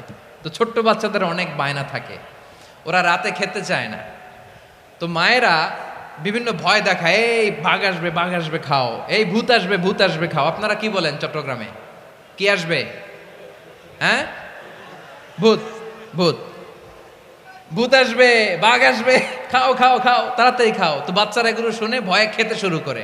মদিনার জামিনেও একই ঘটনা ঘটতো। মদিনার ছোট্ট ছোট্ট সোনামণিরা খেতে চাইতো না, তো মায়েরা বলতো, হা হুয়া ইয়াতি উমর, হা হুয়া ইয়াতি উমর, ওই যে উমর আসতেছে, উমর। ওমরে ফারুকের কথা শুনলে বাচ্চারা একেবারে ঠান্ডা। সুবহানাল্লাহ পড়বেন না? প্রভু তুমি বলেছ রাসূল দেবে না, বলনি দেবে না ওমর, বলনি দেবে না হামজা তারিক, খালিদ বিজয় সমর। প্রভু তুমি বলেছ রাসূল দেবে না, বলনি দেবে না ওমর, বলনি দেবে না হামজা তারিক, খালিদ বিজয় সমর। প্রভু তুমি বলেছ রাসূল দেবে না। আল্লাহু আকবার। ওমর ফারুক রাদিয়াল্লাহু তাআলা আনহু, ওনার কথা শুনলে গায়ের মধ্যে গুজবাম হয়, গায়ের পশমগুলো দাঁড়িয়ে যায়। সুবহানাল্লাহ বলেন। কি পার্সোনালিটি ছিল, কি ব্যক্তিত্ব ছিল। মুনাফিকরা ওমর ফারুককে জমের মতো ভয় পেতেন। শয়তান, খুদ শয়তান এই রাস্তা দিয়ে আসলে শয়তান অন্য রাস্তা দিয়ে হাঁটতো। ওমর ফারুক রাদিয়াল্লাহু তাআলা আনহুর জীবনে যদি দেখেন, তাহলে সেখানে আপনি আদালতের, ইনসাফের, সুশাসনের, জাস্টিসের নমুনা দেখতে পাবেন। কয়টা শুনবেন? সাইয়েদনা ওমর ফারুকের রাদিয়াল্লাহু তাআলা আনহুর সন্তান আব্দুর রহমান মিশরে মদ খেয়ে মদ্যপ অবস্থায় ধরা পড়েছে। মদ খাওয়ার কারণে, মদ যদি কেউ পান করে আর যদি প্রমাণিত হয়, তার বিচার হলো 80 বেত। আওয়াজ করে বলেন কয় বেত? বাংলাদেশেও তো এই আইন আছে নাকি? বাংলাদেশে আছে? হ্যাঁ, মদ খাইলে 80 বেত, এই আইন বাংলাদেশে চালু হোক। আমরা চাই কি চাই না? চাই সবাই। এজন্যই তো ইসলাম ভাল লাগে না। ইসলামকে ভাল লাগে না, ইসলামকে আউট করে রাখতে পারলেই তো এরকম বড় বড় বোতল খাওয়া যায়। একেবারে সহজ, পানির মতো সহজ, হিসাব একেবারে সহজ। ওমর ফারুক রাদিয়াল্লাহু তাআলা আনহুর ছেলে ভুল করে মদ পান করে ফেলেছিলেন। আব্দুর রহমান, ঘটনা ঘটেছে মিশরে। মিশরের গভর্নর তখন আমর ইবনুল আস রাদিয়াল্লাহু তাআলা আনহু। আব্দুর রহমানের ভাই যে গভর্নরকে বলল, গভর্নর যদি একটু দয়া করেন, খলিফার ছেলে আমার ভাই আব্দুর রহমান মদ্যপ অবস্থায় ধরা পড়েছে, জনসম্মুখে যদি আপনি বেত্রাঘাত করেন আমাদের প্রেস্টিজ থাকে না। যদি 80 বেত আপনি মারেন আমার কোনো কথা নাই, কিন্তু ঘরের ভেতরে মারেন। আব্দুর রহমানের ভাইয়ের সুপারিশ শুনে সাইয়েদনা আমর ইবনুল আস রাদিয়াল্লাহু তাআলা আনহু রাজি হয়ে গেলেন। ঘরের ভেতরে লোকচক্ষুর আড়ালে 80 বেত তিনি মানলেন। কিন্তু ঘটনাক্রমে এই কথা লুকিয়ে লুকিয়ে ঘরের ভেতরে 80 বেত মারার কথা সাইয়েদনা ওমর ফারুক মদিনা থেকে জানতে পারলেন। মদিনা থেকে তিনি ফরমান জারি করলেন, এই বিচার যেমনটি আমর ইবনুল আস আদায় করেছে এটা প্রকৃতপক্ষে আদায় হয় নাই। আসো সবাই মদিনায় আসো, আমর ইবনুল আস মদিনায় আসো, আব্দুর রহমানও আসো, সবাই আসো, জনসম্মুখে এই বিচার কার্যকর করতে হবে। সাইয়েদনা ওমর ফারুক মসজিদে নববীর পিলারের মধ্যে নিজের ছেলেকে বাঁধলেন, আবার জনসম্মুখে 80টা বেত তার গায়ের মধ্যে মারলেন। মাজমুয়ে ফাতাওয়া ইবনে তাইমিয়া রাহিমাহুল্লাহ উনি এটা নকল করেছেন। এটা সবচেয়ে বিশুদ্ধ মত। আরো অনেক মত আছে, মারা গেছে কবরের উপর, ওগুলো বাদই দিলাম। কেমন খলিফা ছিলেন, কেমন খলিফা! পশ্চিমারা তোমরা জাস্টিস আমাদেরকে শেখাও, ইনসাফ কারে বলে সুশাসন আমাদেরকে তোমরা শিখাও। ওমরে ফারুক রাদিয়াল্লাহু তাআলা আনহু ওই বিচারকে তিনি ধর্তব্য মনে করেন নাই। মদিনাতে এনে আবার জনসম্মুখে আবার 80 বেত মেরেছেন। মিশরে ওমরে ফারুক রাদিয়াল্লাহু তাআলা আনহু আমর ইবনুল আসকে গভর্নর করে পাঠালেন। সেখানে আমর ইবনুল আসের ছেলে একটা প্রতিযোগিতায় রানার আপ হয়েছে। এক মিশরি সেখানে চ্যাম্পিয়ন হয়েছে। রানার আপ বুঝতে পেরেছেন তো? রানার আপ সেকেন্ড হয়েছে, এক মিশরি হয়েছে চ্যাম্পিয়ন প্রথম। কিন্তু গভর্নরের ছেলে ও জিততে পারে নাই। ও রাগে ওই মিশরির গায়ের মধ্যে কয়েকটা লাঠি দিয়ে বাড়ি মেরেছে। মিশরি যে মদিনাতে ওমরে ফারুকের কাছে বিচার দিলেন, আপনার গভর্নরের ছেলে অন্যায়ভাবে আমার গায়ে হাত তুলেছে। সাইয়েদনা ওমরে ফারুক আবার ফরমান জারি করলেন, আসো মদিনাতে আসো। মিশরীকে ডাকলেন। ওই মিশরের গভর্নর আমর ইবনুল আস রাদিয়াল্লাহু তাআলা আনহুকে ডাকলেন, তার ছেলেকেও ডাকলেন। সবাই বসে রইল। আমর ইবনুল আস রাদিয়াল্লাহু তাআলা আনহু মাথা নিচু করে বসে আছেন, লজ্জায় কাচুমাচু। হায় হায়, আজকে আমার ছেলের কারণে আমিরুল মুমিনিন খলিফাতুল মুসলিমিন ওমরে ফারুকের কাছে আমি জনসম্মুখে লজ্জিত হচ্ছি। সাইয়েদনা ওমরে ফারুক বললেন, এই নাও লাঠি। গভর্নরের ছেলে তোমার মাথার মধ্যে যতগুলো বাড়ি মেরেছে, আজকে জনসম্মুখে তুমি অতগুলা বাড়ি মারো। মিশরি বলে, থাক, আপনি যে ডেকে আনছেন সবার সামনে এটা বলছেন, এতেই আমি খুশি। আল্লাহু আকবার! আপনার মহানুভবতা দেখে আমি খুশি, আর অপমানের দরকার নাই। ওমরে ফারুক বলে, না, খবরদার, এই কথা মিশরি তুমি বলো না, মারো, যতগুলা বাড়ি মেরেছে মারো। বাধ্য হয়ে মিশরি আমর ইবনুল আসের সামনে ওনার কলিজার টুকরা সন্তানের মাথার মধ্যে বাড়ি মারতে আরম্ভ করলেন। ঠিক যতগুলা বাড়ি গভর্নরের ছেলে আমর ইবনুল আসের ছেলে মিশরির গায়ে মেরেছিল, মাথায় মেরেছিল, মিশরি গুনে গুনে ততটা মারলেন। এই দৃশ্য দেখে ওমরে ফারুক রেগে মেগে আগুন, রাগের চোটে রাগ সামলাতে না পেরে আর নিজেকে সামলাতে না পেরে মিশরিরে বললেন, ছেলেরে মারা শেষ হয়ে গেলে এবার বাবার টাক মাথার মধ্যে কয়েকটা বাড়ি মার। রাগের চোটে, আউট অফ অ্যাঙ্গার, রাগের চোটে যে আমার পাঠানো গভর্নর আমর ইবনুল আস তার ছেলেকে কেন আদব তারবিয়া কেন শিক্ষা দিতে পারে না। ছেলেরে মারা হইলে এবার আমর ইবনুল আসের মাথার মধ্যে দুইটা মারো। এটা রাগে বলেছেন, এটা শাস্তি হিসেবে না। সুবহানাল্লাহ পড়ে। তোমরা আমাদেরকে সুশাসন শিখাও, আমাদেরকে সুশাসন শিখাও। বিশ্বনবী বলেন, আদল এটা যেন তেন বিষয় না, এটা দিয়েই মানবিক সমাজ গড়তে হবে। আল্লাহ তাআলা কিয়ামতের কঠিন ময়দানে যেদিন স্বামী স্ত্রীকে চিনবে না, স্ত্রী স্বামীকে দেখে পালিয়ে যাবে, বন্ধু বন্ধুরে চিনবে না, পীর সাহেব মুরিদরে চিনবে না, মুরিদ পীর সাহেবরে চিনবে না, দলের কর্মী তার নেতারে চিনবে না, নেতা তার কর্মীরে চিনবে না, বন্ধু বন্ধুরে দেখে পালাবে। এই কঠিন মুহূর্তে সূর্যটা মাথার কাছে চলে আসবে, জমিনটা তামার জমিন হবে, আজকের জমিনের মতো নয়। মানুষ ঘর্মাক্ত, ক্লান্ত, শ্রান্ত মাথার মগজগুলো কানের ছিদ্র আর নাকের ছিদ্র দিয়ে বেয়ে বেয়ে পড়বে। বিশ্বনবী ফরমান, কিয়ামতের ওই কঠিন ময়দানে 7 শ্রেণীর ব্যক্তিকে রব্বুল আলামিন তার আরশের নিচে ছায়া দিবেন। তার মধ্যে প্রথম শ্রেণীর ব্যক্তি হলো ইমামুন আদিল। ইমামুন আদিল, ন্যায়পরায়ণ শাসক, যে ইনসাফের সাথে বিচার করে, যে জাস্টিস সমাজে সার্ভ করে, যে সুশাসন নিশ্চিত করে, ওই ইমামুন আদিল। আদিল শব্দটা বুঝছেন না? ইন্নাল্লাহা ইয়া'মুরু বিল আদল, পাইছেন? আদিল। 7 শ্রেণীর ব্যক্তিকে আল্লাহ তাআলা সুশীতল আরশের নিচে ছায়া দিবেন, যেদিন তার দেয়া ছায়া ছাড়া কোনো ছায়া থাকবে না। এর প্রথম হচ্ছে ইমামুন আদিল, ন্যায়পরায়ণ শাসক। চিল্লায় বলেন সুবহানাল্লাহ। আবার বিশ্বনবী বললেন, ইন্নাল মুকসিতিনা ইনদাল্লাহি আলা মানাবিরা মিন নূর আন ইয়ামিনির রহমান। কিয়ামতের দিন যারা ন্যায়পরায়ণ হিসেবে আল্লাহর সামনে দাঁড়াবে, কিয়ামতের দিন রব্বুল আলামিন তার আরশের ডান দিকে ওই ন্যায়পরায়ণ লোকদের জন্য আরশের ডান দিকে একটা নূরের মিম্বারে তাদেরকে বসার সুযোগ করে দিবে। আল্লাহর আরশের ডান দিকে ন্যায়পরায়ণ লোকদের জন্য আল্লাহ তাআলা নূরের মিম্বার বানাবে। 4টে কেন কথা মনে করেছেন? আল আদাল, জাস্টিস। ইন্নাল্লাহা ইয়া'মুরু বিল আদল। আল্লাহ তাআলা এই আদালতের নির্দেশনা দেয়, সুবিচার, সুশাসন। প্রিয় ভাইয়েরা, এটা আমরা বাংলাদেশে চাই কি চাই না? এই যে অরাজকতা, এই যে অন্যায়, এই যে জুলুম, এই যে ইনকনসিস্টেন্সি সমাজের অসঙ্গতির প্রধান কারণ জাস্টিস নাই, সুবিচার নাই, সুশাসন নাই।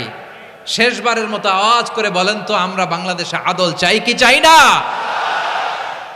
তাহলে প্রথম নির্দেশনা শেষ। আল্লাহ তাআলা তোমাদেরকে আদলের আদেশ দেন। এরপরে আল্লাহ বললেন, আমি তোমাদেরকে ইহসানের আদেশ দেই। ইন্নাল্লাহা ইয়া'মুরু বিল আদলি ওয়াল ইহসান। আমি তোমাদেরকে যেমনি আদলের নির্দেশনা দেই, তেমনি ভাবে তোমাদেরকে ইহসানের নির্দেশনা দেই। ইহসান, আওয়াজ করে সবাই বলেন তো ইহসান।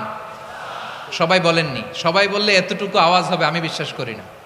আওয়াজ করে বলুন আল ইহসান। ইহসান মানে কারো প্রতি সফট হার্টেড হওয়া, মহানুভব হওয়া, অনুগ্রহ পরায়ণ হওয়া, অনুগ্রহশীল হওয়া, একে অপরের প্রতি দয়াদ্র হওয়া। একে অপরের প্রতি দয়াদ্র, অনুগ্রহশীল হওয়া ছাড়া মানবিক সমাজ কশিনকালেও গঠন করা সম্ভব না। প্রিয় ভাইয়েরা, সুন্দর আচরণ দিয়ে, ইহসান দিয়ে যা জয় করা যায়, নরম আচরণ দিয়ে যেটা অর্জন করা যায়, কঠোরতা দিয়ে সেটা পারা যায় না। বিষ্ণু ঈসা ইসলাম ইহসান দিয়ে, কোমল আচরণ দিয়ে, তার অনুগ্রহ দিয়ে তিনি অনেক কাফিরের হৃদয়কে জয় করে ফেলেছেন। সাইয়েদনা সুমামা ইবনে উসাল রাদিয়াল্লাহু তাআলা আনহুর কথা মনে পড়ে যায়। তিনি ছিলেন ইয়ামামার বাদশা। মদিনাতে বিশ্বনবীকে হত্যা করার নিয়তে এসেছিলেন। গোপনে গোপনে বিশ্বনবীকে হত্যা করে আবার ইয়ামামাতে তিনি ফিরে যাবেন। কিন্তু কি অবাক করা কাণ্ড, হত্যা করতে পারে নাই, সাহাবাদের হাতে তিনি ধরা পড়ে গেলেন। সাইয়েদনা সুমামা ইবনে উসাল রাদিয়াল্লাহু তাআলা আনহু হত্যার নিয়তে আসলেন, কিন্তু হত্যা করতে পারলেন না। সাহাবারা ওনাকে ধরে ফেললেন, ধরে মসজিদে নববীর পিলারের মধ্যে বেঁধে রাখলেন। সুমামা ইবনে উসাল, সিরাত থেকে শুনেন, সিরাত থেকে শোনাচ্ছি। রাদিয়াল্লাহু তাআলা আনহু ইয়ামামার অধিপতি ছিলেন। ইয়ামামা বিশ্বনবীকে হত্যার জন্য আসছেন, ধরা পড়ে গেছেন, এখন মসজিদে নববীতে বেঁধে রাখছে। তার মানে বন্দী। এখন স্ট্যাটাস কি? বন্দী, ক্যাপটিভ। তো বিষ্ণু ঈসা ইসলাম সাহাবাদেরকে বললেন, তার খোঁজ খবর নিও, সুমামা ইবনে উসালের খোঁজ খবর নিও। সাহাবার বলেন, ইয়া রাসূলুল্লাহ, আপনাকে হত্যা করতে এসেছে, তার তো কঠিন ক্যাপিটাল পানিশমেন্ট হওয়া দরকার, কঠিন শাস্তি হওয়া দরকার। বিশ্বনবী বললেন, না, আমি যেটা জানি তোমরা সেটা জানো না, তোমরা সুমামার সাথে ভালো আচরণ করো। বিশ্বনবী সুমামার কাছে গেলেন। প্রথম দিন যে তিনি কালেমার দাওয়াত দিলেন, ইমানের দাওয়াত দিলেন, ইসলামের দাওয়াত দিলেন, রিসালাতের দাওয়াত দিলেন, আখিরাতের দাওয়াত দিলেন। পরের দিন যে বিশ্বনবী সালাতের দাওয়াত দিলেন, যাকাতের দাওয়াত দিলেন, ইসলাম কি, কিভাবে, কেমন করে পালন করতে হয় চমৎকার আর্টিকুলেট করতে শুরু করলেন। তন্ময় হয়ে সুমামা ইবনে উসাল রাদিয়াল্লাহু তাআলা আনহু বিশ্বনবীর কথাগুলো শুনতে আরম্ভ করলো।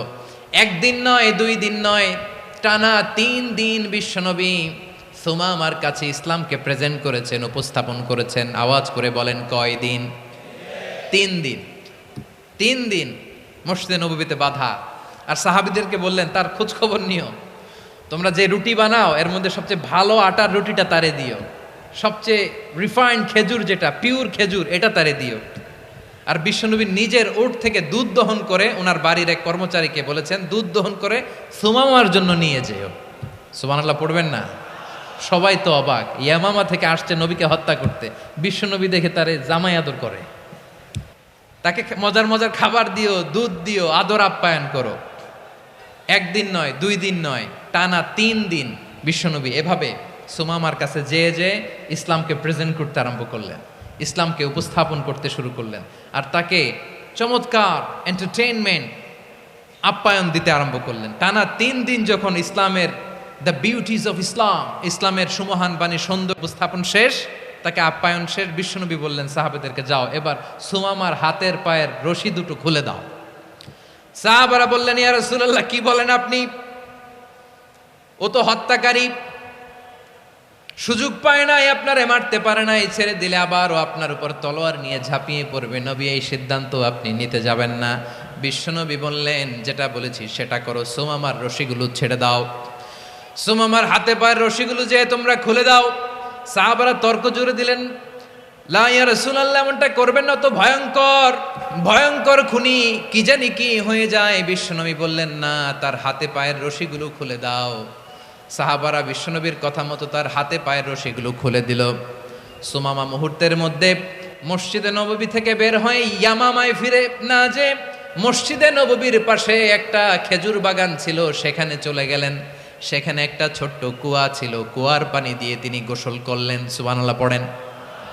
কুয়ার পানি দিয়ে গোসল করে মসজিদে নববীর সামনে এসে বিশ্বনবী এবং সাহাবাদের সামনে দাঁড়িয়ে সাব্বাবা উঁচু করে বললেন আশহাদু আল্লা ইলাহা ইল্লাল্লাহ ওয়া আশহাদু আন্না মুহাম্মাদান আবদুহু ওয়া রাসূলুহু।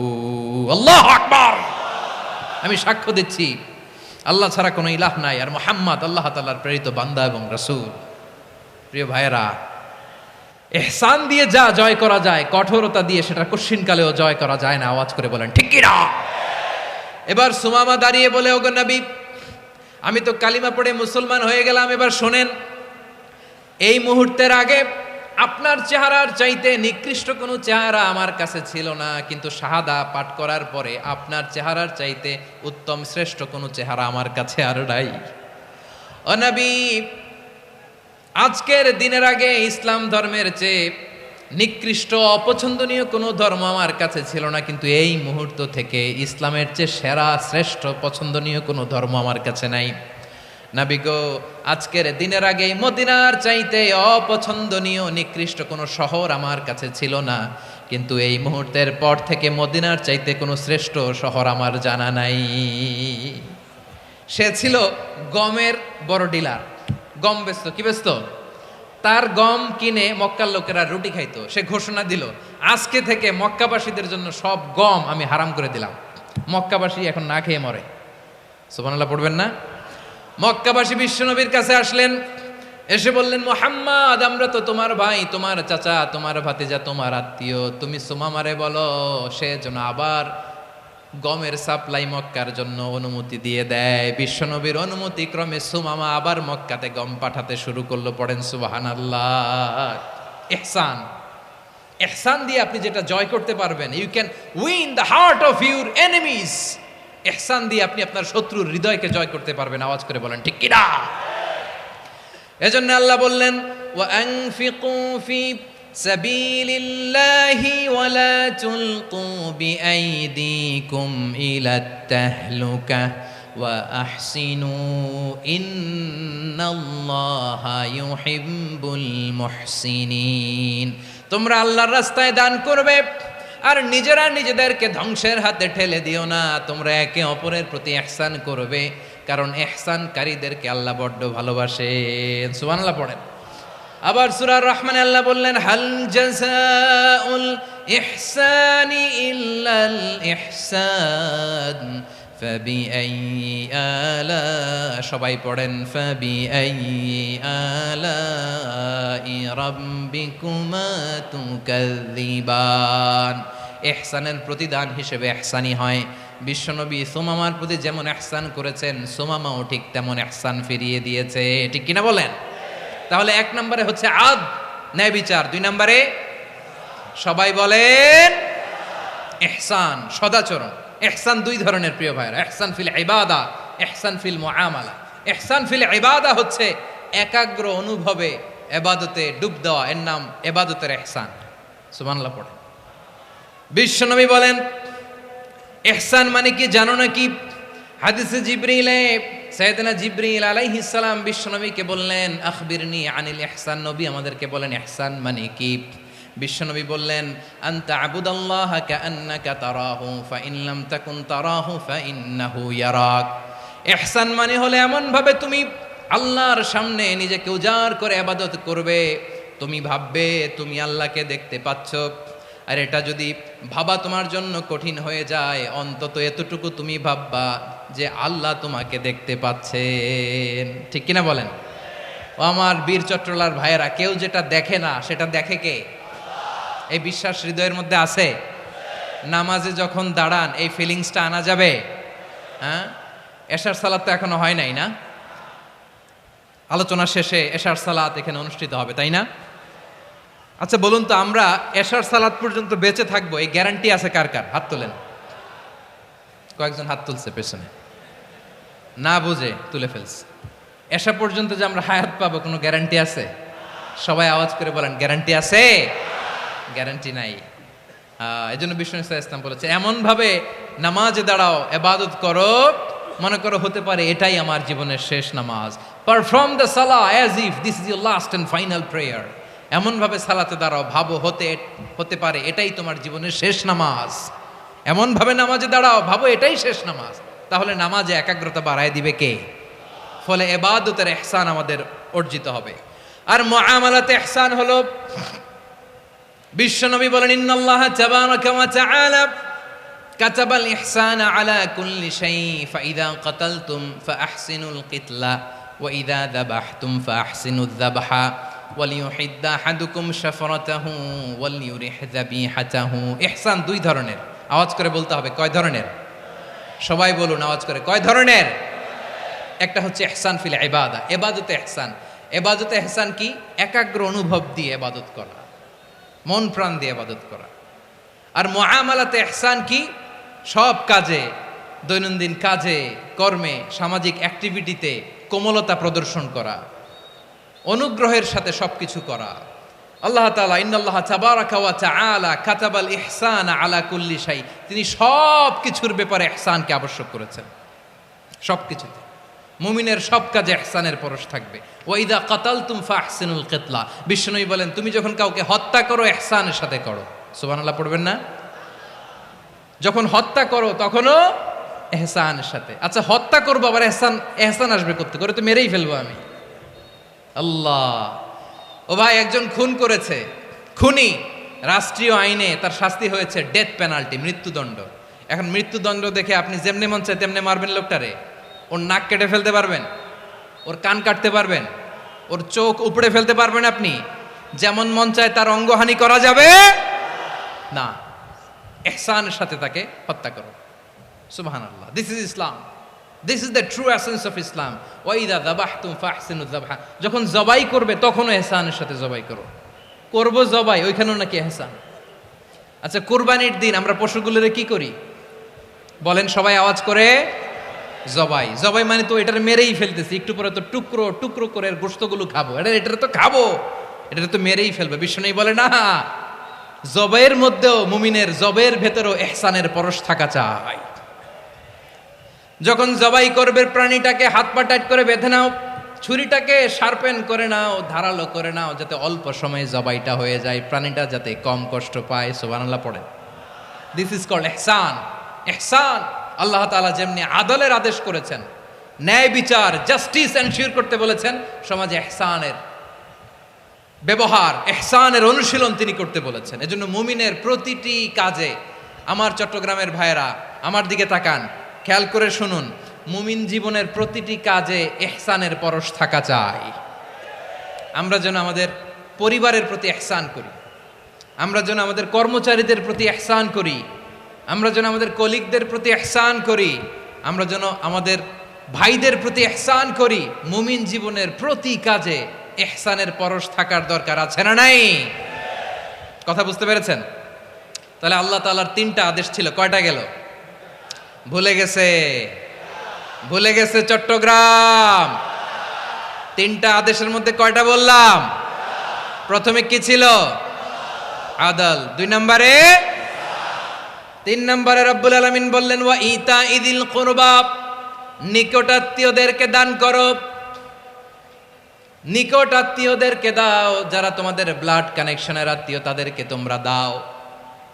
এখানে জেনারেলি বললেন দাও, কি দিব সেটা তিনি এখানে বলেন নাই, সেটা তিনি সূরাতুল ইসরার মধ্যে বলেছেন। আল্লাহ বলেন ওয়া আতিযাল কুরবা হাক্কাহ, নিকটাত্মীয়দেরকে তাদের অধিকার, তাদের প্রাপ্য তোমরা বুঝিয়ে দাও। দেখেন, একটা শান্তির সমাজ, একটা সমৃদ্ধ সমাজ, একটা মানবিক সমাজ গঠনের জন্য আল্লাহ তাআলা বেশি না, মাত্র 3টা অর্ডার, 3টা ভার্ডিক্ট তিনি জারি করেছেন। 1 নাম্বার সুশাসন, ন্যায় বিচার। 2 নাম্বার ইহসান। 3 নাম্বার নিকটাত্মীয়, যারা কাছের, তোমার ভেরি ক্লোজ রিলেশনশিপে আছে, তাদেরকে দাও। দাও, দিলে বাড়িয়ে দেয় কে? অনেকে দিতে চায় না, কৃপণতা করে। দিলে বাড়ায় দেয় কে? ও মিয়া, মদিনার মধ্যে সবচাইতে গরিব সাহাবী ছিল বেলাল রাদিয়াল্লাহু তাআলা আনহু। ওনার এন্টায়ার অ্যাসেট, সম্পদের পরিমাণ কতদূর জানেন? একটা লুঙ্গি। বেলাল রাদিয়াল্লাহু তাআলা আনহু, ওনার টোটাল ওয়েলথের এস্টিমেশন হচ্ছে মাত্র একটা লুঙ্গি। একটা লুঙ্গি, টোটাল ওয়েলথ এস্টিমেশন, টোটাল সম্পদের পরিমাণ বেলাল রাদিয়াল্লাহু তাআলা আনহুর কি ছিল? কথা বুঝে নাই বোধহয়। কি ছিল? ওই বেলাল রাদিয়াল্লাহু তাআলা আনহুকে বিষ্ণু ইসলাম বলেছেন আনফিক ইয়া বেলাল, ও বেলাল তুমিও দাও। ওয়ালা তাখশা মিন যিল আরশি ইখলালা, আরশের অধিপতির তো কোনো ঘাটতি নাই, তুমি দিলে ওই আল্লাহ তোমারে বাড়ায় দিবে। এজন্য আমার প্রিয় ভাইয়েরা, দিলে কমে না, দিলে বাড়ে। অনেকে ধরে রাখে, নতুন কিছু নিতে পারে না, হাত দিয়ে যেটা ধরে রেখেছেন এটা দিয়ে দেন, বড় একটা ধরার সুযোগ পাবেন। জোরে বলেন ঠিক কিনা? ধরেন 5 কেজি ওজনের একটা ধরে রাখছেন, এখন 10, এটা না ছাড়লে 10 কেজি ধরতে পারবেন আপনি? আচ্ছা, 10 কেজির জিনিস একটা আছে হাতে, ওইটা যদি ছেড়ে দেন তাইলেই না 15 কেজি ধরতে পারবেন। কথা বলেন ঠিক কিনা? তাহলে দিলে বাড়িয়ে দেয় কে? রব্বুল আলামিন বললেন 3 নাম্বার আদেশ হলো তোমাদের প্রতি সমাজটারে কেমন করে মানবিক সমাজ, সুন্দর সমাজ গড়বা। 3 নাম্বার আদেশ হলো ওয়া আতিদাল কুরবা হাক্কা, নিকটাত্মীয়দেরকে তাদের প্রাপ্য বুঝিয়ে দাও। এই নিকটাত্মীয়দেরকে তাদের অধিকার বুঝিয়ে দেওয়া, প্রাপ্য বুঝিয়ে দেওয়াতে আমাদের গাফলতি আছে না নাই? চট্টগ্রামে নাই? মাশাআল্লাহ আছে। অনেকে দেখবেন অনেক আল্লাহওয়ালা, তাহাজ্জুদ গুজার, সেজদা দিতে দিতে কপালে কালো দাগ ফেলে দিছে, সে তার বোনের হকটা আদায় করে নাই। আছে না নাই? হ্যাঁ, এখানেও আছে। সর্বনাশ। অনেক বড় হাজী সাহেব, বিশাল লম্বা দাড়ি, ছেলেরে সব দিয়ে দিছে, মেয়েরে কিছু দেয় নাই, মেয়ের হক আদায় করে নাই। আছে না নাই? এই হাজী সাহেবেরা, এই আল্লাহওয়ালারা কিয়ামতের ময়দানে আটকে যাবে। আপনি অন্যের অধিকার নষ্ট করেছেন, তাদের রাইটসকে ভায়োলেট করেছেন। এজন্য আল্লাহ তাআলা বলেন, কারো অধিকার যদি কেউ নষ্ট করে, ওই সমাজটা মানবিক সমাজ কঠিনকালেও হতে পারে না। এজন্য 3 নম্বর আল্লাহ বললেন ওয়া ইতা ইদিল কুরবা, নিকটাত্মীয়দেরকে দাও। কি দিবা? তাদের অধিকার দিয়ে দাও। বোনের অধিকার বুঝিয়ে দাও, মেয়ের অধিকার বুঝিয়ে দাও, ফুফুর অধিকার বুঝিয়ে দাও। দেখবেন অনেক মায়েরা ছেলের পাতে মুরগির রান দেয়, মেয়ের পাতে দেয় মুরগির ঠ্যাং। এরকম আছে না নাই?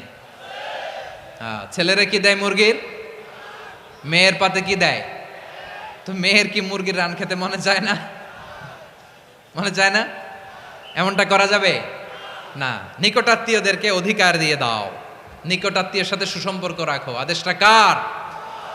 এজন্য প্রিয় ভাইয়েরা, জীবনে যদি বারাকা অর্জন করতে চান, নিকটাত্মীয়দের সাথে সুসম্পর্ক রাখতে হবে, তাদের জন্য উপহার পাঠাতে হবে। বিশ্বনবী বলেন লা ইয়াদখুলুল জান্নাতা কাতে, যে ব্যক্তি আত্মীয়তার সম্পর্ককে ছিন্ন করে দেয়, সে কঠিনকালেও আল্লাহর জান্নাতে ঢুকবে না। আপনি কি এটারে সহজ হাদিস মনে করছেন? এটা সহজ কথা? আপনি ভাবছেন আপনার নামাজ আপনারে বাঁচাতে পারবে, আপনার রোজা বাঁচাতে পারবে, আপনার তাহাজ্জুদ আপনারে বাঁচাতে পারবে? আপনি অধিকার নষ্ট করলে কিছুই আপনারে বাঁচাতে পারবে না। এজন্য নিকট আত্মীয়দেরকে দিতে হবে বেশি বেশি। বিশ্বনবী বলেন, ইন্না সাদাকাতা আলাল মিসকিনি সাদাকা ওয়া আলা যির রাহিমি ইসনাতান সাদাকাতুন ওয়া সিলা। মিসকিন রে দান করলে শুধু দানের সওয়াব হয়, নিকট আত্মীয়কে দান করলে দুইটার সওয়াব হয়, সাদাকার সওয়াব হয়, আবার আত্মীয়তার বন্ধন অটুট রাখার সওয়াব হয়ে যায়। আবার বিশ্বনবী বললেন, মান সাররাহু আইয়ুবসাতা লাহু ফি রিজকিহি ওয়া ইউনসা লাহু ফি আসারিহি ফালইয়াসিল রাহিমা। যে ব্যক্তি তার রিজিকের প্রশস্ততা চায় আর হায়াতে বরকত চায়, সে যেন তার আত্মীয়ের সাথে সুসম্পর্ক রাখে। আমার প্রিয় চট্টলার ভাইয়েরা, আমাদের রিজিক বাড়ুক, এটা আমরা চাই কি চাই না? সবাই চান? হ্যাঁ, আমাদের রিজিকে প্রশস্ততা আসুক, চাই কি চাই না? আমাদের হায়াতে বরকত আসুক, আমরা চাই কি চাই না? এই দুইটা যদি চান তাহলে নিকট আত্মীয়দের সাথে সুসম্পর্ক রাখবেন, পারবেন? তাহলে সমাজটারে মানবিক সমাজ বানায় দিবে কে? তিনটা আদেশ চলে গেল। কয়টা? আওয়াজ করে বলেন। 1 নম্বরে কি ছিল? 2 নম্বরে, 3 নম্বরে নিকট আত্মীয়দেরকে দান। আপনাদেরকে আরো শোনার আগ্রহ আছে? আপনাদের মনোযোগ আছে না গেছে? কষ্ট হচ্ছে না? আল্লাহ তাআলা 3টা জিনিসের যেমনি আদেশ করেছেন, অনুরূপভাবে 3টা বিষয় তিনি বারণ করেছেন, নিষেধ করেছেন। ওগুলোর কাছেও যাওয়া যাবে। শুনবেন। রাব্বুল আলামিন বলেন, ওয়ায়ানহা আনিল ফাহশাই ওয়াল মুনকারি ওয়াল বাগি। আমি যেমনি 3টি বিষয়ে আদেশ করলাম, অনুরূপভাবে 3টি বিষয়ে বারণ করলাম, নিষেধ করলাম। আমার 1 নাম্বার নিষেধাজ্ঞা হলো অশ্লীলতার প্রতি। ফাহশা, ওয়ায়ানহা আনিল ফাহশা। আল্লাহ তাআলা অশ্লীলতাকে নিষেধ করেছেন। কোন জিনিসকে? সবাই বলুন, কোন জিনিসকে? যত ধরনের, যত টাইপের, যত ক্যাটাগরির অশ্লীলতা হতে পারে, সব অশ্লীলতাকে হারাম করেছেন কে? ফাহশা মানে কি? কথায়, কাজে, আচরণে, কমেন্ট, ফেসবুকের কমেন্টসে যত ধরনের নোংরামো আছে, যত ধরনের অশ্লীলতা আছে, এটাকে আরবিতে বলে ফাহশা। এটাকে কি বলে? রাব্বুল আলামিন বলেন, কুল ইন্নামা হাররামা রাব্বিয়াল ফাওয়াহিশা মা যাহারা মিনহা ওয়া মা বাতান। ও নবী, আপনি বলে দেন, আমার রব প্রকাশ্য, অপ্রকাশ্য, স্পষ্ট কিংবা অস্পষ্ট, দৃশ্যমান কিংবা অদৃশ্যমান সব অশ্লীলতাকে হারাম করেছেন। সব ধরনের অশ্লীলতা হারাম, সব ধরনের। আল্লাহ তাআলা আমাদেরকে অশ্লীলতা থেকে বাঁচান, অশ্লীলতা থেকে তিনি আমাদেরকে হেফাজত করুক। পড়েন আমিন। এবার বলেন, আমাদের সমাজে অশ্লীলতা আছে না নাই? চট্টগ্রামে নাই? আমি কই নাই, ওনারা বলে আছে। দেখছেন, আমি সামহাও বাঁচায় দেওয়ার ট্রাই করতেছি, ওনারা বলে আছে। অশ্লীলতা নানা ভাবে, নানা নামে, নানা মোড়কে আমাদের সমাজে আছে না নাই? সংস্কৃতির নামে, ফ্যাশনের নামে, বিনোদনের নামে, উপন্যাসের নামে, কনসার্টের নামে অশ্লীলতা আছে না নাই? আপনি দেখেছেন কনসার্টগুলোর অবস্থা? এই যে আতিফ আসলাম যে আসছে আমাদের দেশে, তারপর কে কে আসছে, আমাদের তরুণ তরুণীরা, আমাদের যুবক যুবতীরা, আমাদের জেনজিরা, কি অবস্থা ওইখানে? হ্যাঁ, কি অবস্থা? কে বাঁচাবে ওদের? কে রক্ষা করবে ওদের ইমানের, ওদের চরিত্রের হেফাজতের গ্যারান্টি কে দিবে? কনসার্টের নামে অশ্লীলতা আছে না নাই? ছেলে মেয়ে একে অপরকে জড়ায় ধরতেছে, একে অপরকে চুমু খাচ্ছে, প্রকাশ্যে, দিবালোকে, গণমানুষের সামনে। আল্লাহ তাআলা এই অশ্লীলতা থেকে আমাদেরকে বেঁচে থাকতে বলেছেন, বেঁচে থাকতে বলেছেন। রূপালী জগতের নামে অশ্লীলতা আছে না নাই? এই টার্মটা আপনারা জানেন না? রূপালী জগৎ কি জগৎ? আসলে কি রূপালী জগৎ না অন্ধকার জগৎ? আমার বোনেরা, আপনাদেরকে যে কি বলে তারা বুঝায়, রূপালী জগৎ শুনেই আপনি ভরকে যাবেন না। রূপালী জগতে যে নারী যত বেশি উলঙ্গ, সে নাকি তত বেশি সাহসী।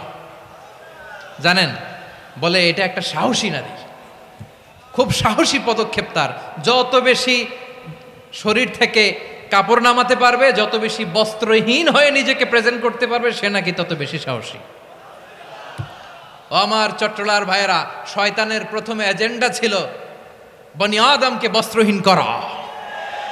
সে আদম এবং হাওয়া আলাইহিস সালামকে নিষিদ্ধ গাছের ফল খাইয়ে তাদেরকে বস্ত্রহীন করেছে। এই জামিনেও সে আমাদেরকে বস্ত্রহীন করতে চাইবে। এই রূপালী জগতের নামে তারা এটা করে। আমার প্রিয় বোনেরা, আপনি জানেন না আপনার দাম কত। ওরা আপনাদেরকে বিজ্ঞাপনের সস্তা পণ্য বানাতে চায়। ওরা আপনাদেরকে ওদের ভোগের লিপসার টুলস বানাতে চায়। ওরা আপনাদেরকে দিয়ে ওদের খায়েশ পূরণ করতে চায়। এটা আপনাদের জন্য মোটেও ডিগনিটি নয়, এটা আপনাদের জন্য সম্মান নয়। আপনার সম্মান শালীনতায়, আপনার সম্মান হেজাবে, আপনার সম্মান ভদ্রতায়, আপনার সম্মান আপনার ডিসেন্ট পোশাকে। পোশাক বলে দেয় এই নারীটা ভদ্র না অভদ্র। পোশাক বলে দেয় এই মেয়েটা কোন ঘরের মেয়ে। আওয়াজ করে বলেন ঠিক কিনা? আপনি জানেন না আপনারা সস্তা পণ্য বানায়, ভোগের পণ্য, বিলবোর্ডে আপনাকে উলঙ্গ করে উপস্থাপন করে। এই অশ্লীলতার সাথে ইসলামের কোনো সম্পর্ক। এজন্য আল্লাহ বলেন, আমি অশ্লীলতাকে হারাম করেছি। অশ্লীলতাকে হারাম করার প্রথম কারণ হলো এর মাধ্যমে মানবতাকে অপমানিত করা হয়। কারণ মানুষের সম্মান মানুষের পোশাকে। মানুষ যখন পোশাকহীন হয়ে যায়, বস্ত্রহীন হয়ে যায়, তার সম্মান কমে যায়। ঠিক কিনা? অশ্লীলতাকে হারাম করার প্রথম কারণ হচ্ছে মানুষ মানুষকে অপমান করে। একটা নারী, সে তো সম্মানিত। নারী যে কত সম্মানিত, নারীর এটা বুঝেই নাই। বিশ্বনবী বলেন, আর দুনিয়া কুল্লুহা মাতা ওয়া খায়রু মাতা'আদ দুনিয়া আল মারআতুস সালিহা। আমার বোনেরা, 5টা প্যান্ডেলে আপনারা এলইডিতে আমার আলোচনা শুনছেন, আমি জানি। আপনাদের এই গর্ভ যে কত দামি আপনি জানেন না। আপনার পেট থেকেই আসবে আগামী দিনের সালাহুদ্দিন আল আইয়ুবী। আপনার পেট থেকেই আসবে অনাগত দিনের ইমাম মাহদী আল মুনতাজার। আপনার পেট থেকেই আসবে অনাগত দিনের ফয়সাল, ওয়াসিম, মুগ্ধ, আবু সাইদের মতো বীর যোদ্ধা।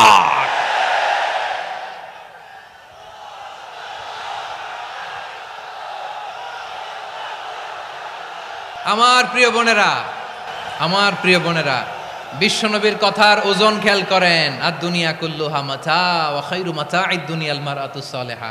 দুনিয়ার সবকিছুই অ্যাসেট, এর মধ্যে সবচেয়ে দামি অ্যাসেট নেককার নারী। আপনার গর্ভ যে কত দামি আপনি জানেন না। নিজের সময়টাকে কাজে লাগান, কোরআন পড়েন, সুন্নাহ পড়েন। আপনার অনেক দায়িত্ব ঘরে। You are the MD of your family. একটা family it's a very big institution.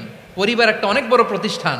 And you are the MD of your institution. আপনি এই পরিবারের MD, managing director of your family.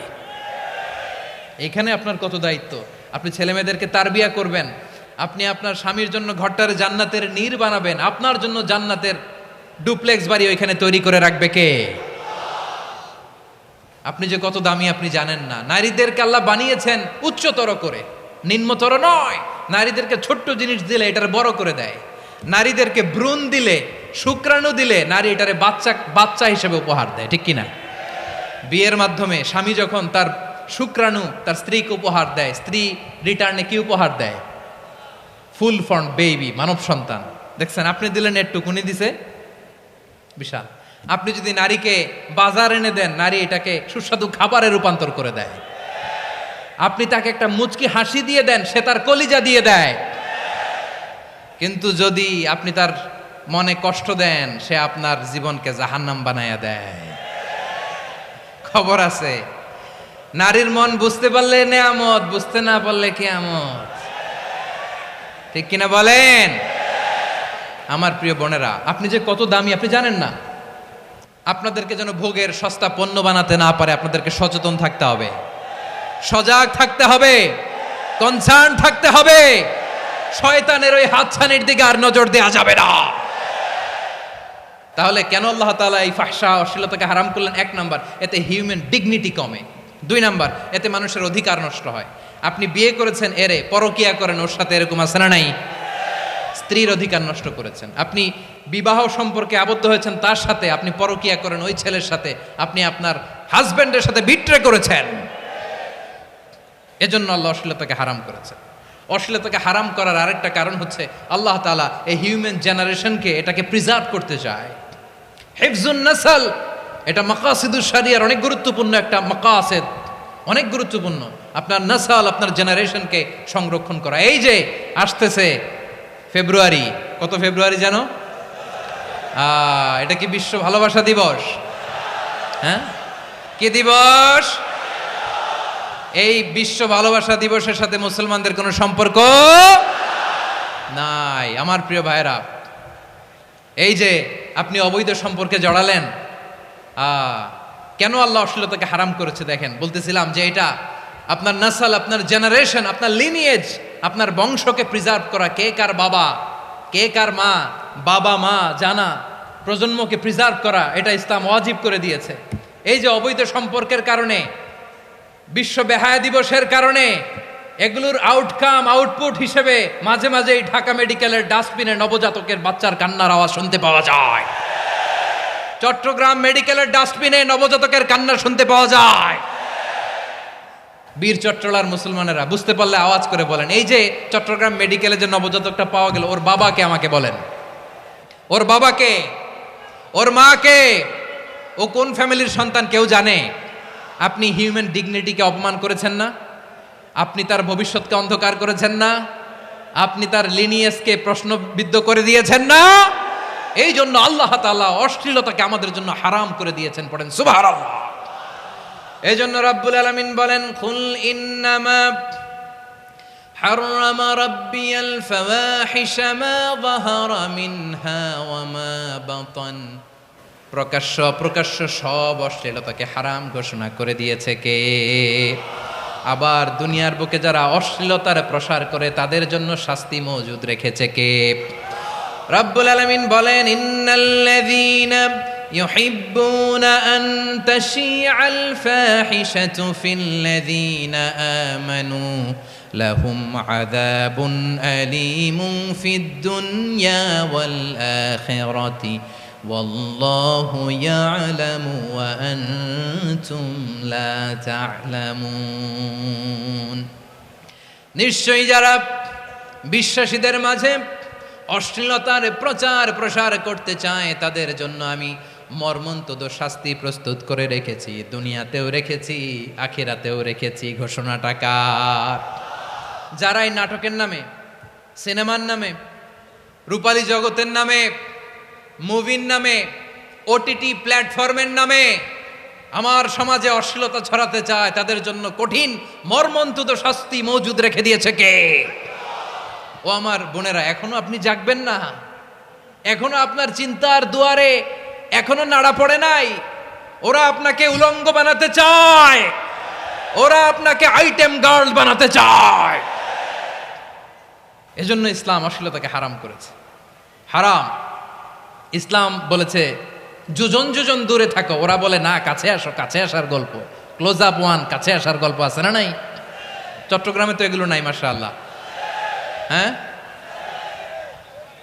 এখানেও আছে ক্লোজ আপ ওয়ান, কাছে আসার গল্প। আল্লাহ বলেন ওয়ালা তাকরাবুজ জিনা, কাছেও এসো না, জিনা থেকে যোজন যোজন কিলো দূরে থাকো, ওরা বলে কাছে আসার গল্প। আমার বীর চট্টলার ভাইয়েরা, কাছে আসতে হলে আমরা কোরআনের কাছে আসব, কাছে আসতে হলে নবীর কাছে আসব, কাছে আসার গল্প হবে আমার রবের কাছে আসার গল্প। চিল্লায় বলো ঠিক কি না?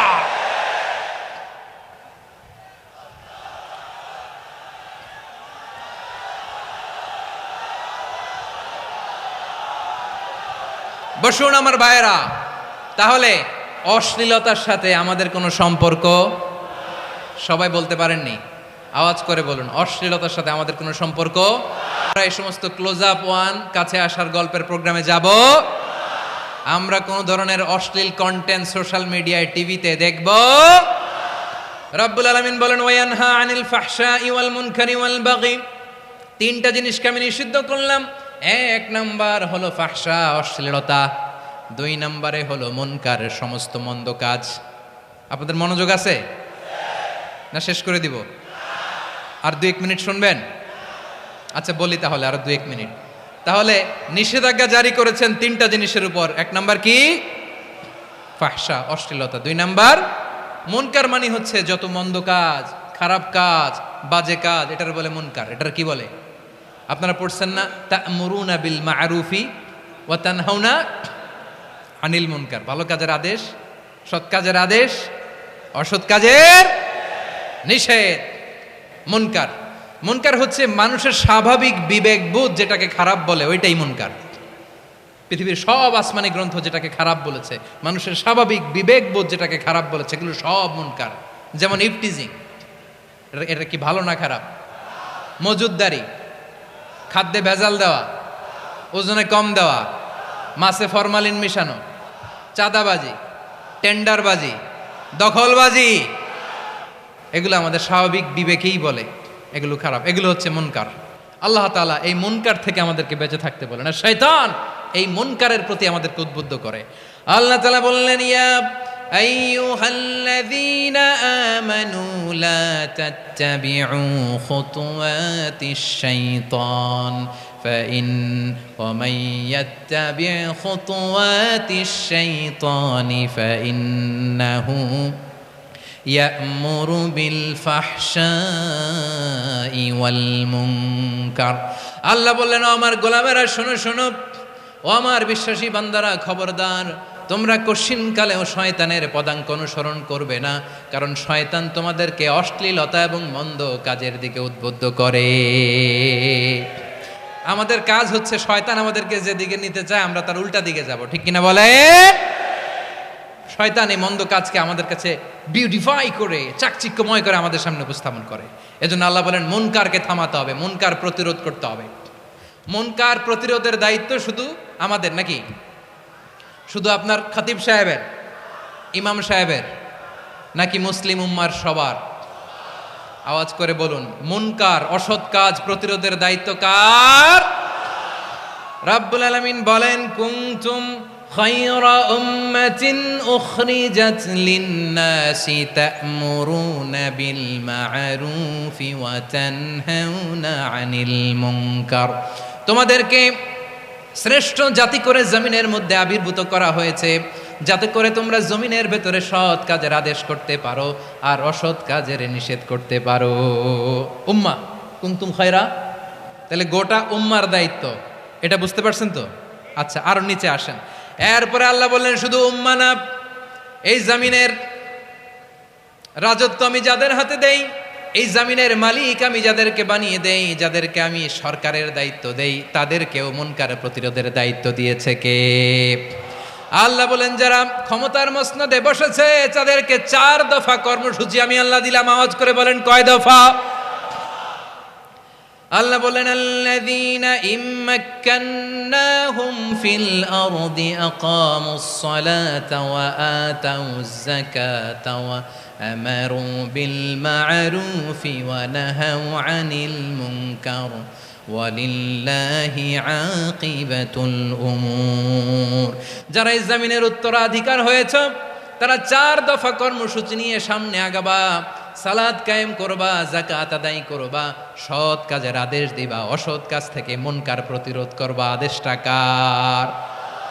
আমার প্রিয় চট্টলার ভাইরা, পুরো উম্মার দায়িত্ব মুনকার প্রতিরোধ করা, সরকার প্রধানের দায়িত্ব মুনকার প্রতিরোধ করা। এরপর আল্লাহ বলেন, প্রতিটা ফ্যামিলির যিনি প্রধান, সিইও, বাবা, প্রত্যেক বাবারও দায়িত্ব এই মুনকার প্রতিরোধ করা। আওয়াজ করে বলেন, ঠিক কিনা?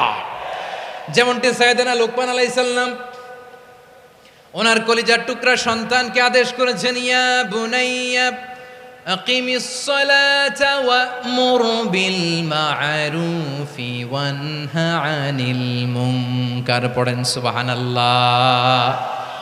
বাবা ছেলেকে সবক দিচ্ছে। কে সবক দিচ্ছে? কাকে?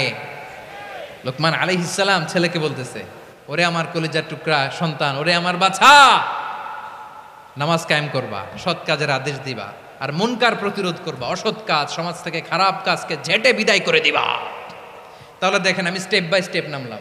পুরা উম্মার দায়িত্ব, জমিনের উত্তরাধিকারী আল্লাহ যাদেরকে বানিয়েছেন সরকার, তাদের দায়িত্ব, প্রতিটি ফ্যামিলির প্রধানের দায়িত্ব।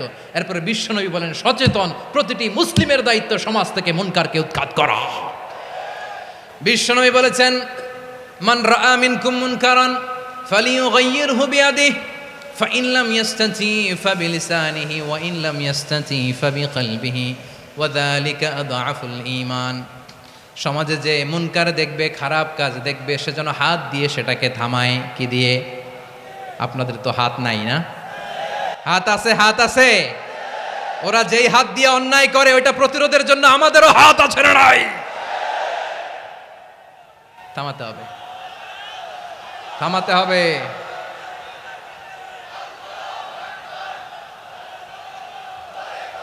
বসুন আমার প্রিয় ভাইয়েরা, ওরা ওদের যেই হাত দিয়ে টেন্ডারবাজি করে, চাঁদাবাজি করে, ইফটিজিং করে, দখলবাজি করে, যেই হাত দিয়ে, ওই মুনকার থামায় দেওয়ার জন্য আল্লাহর দিয়ে আমাদেরও দুটি হাত আছে না নাই?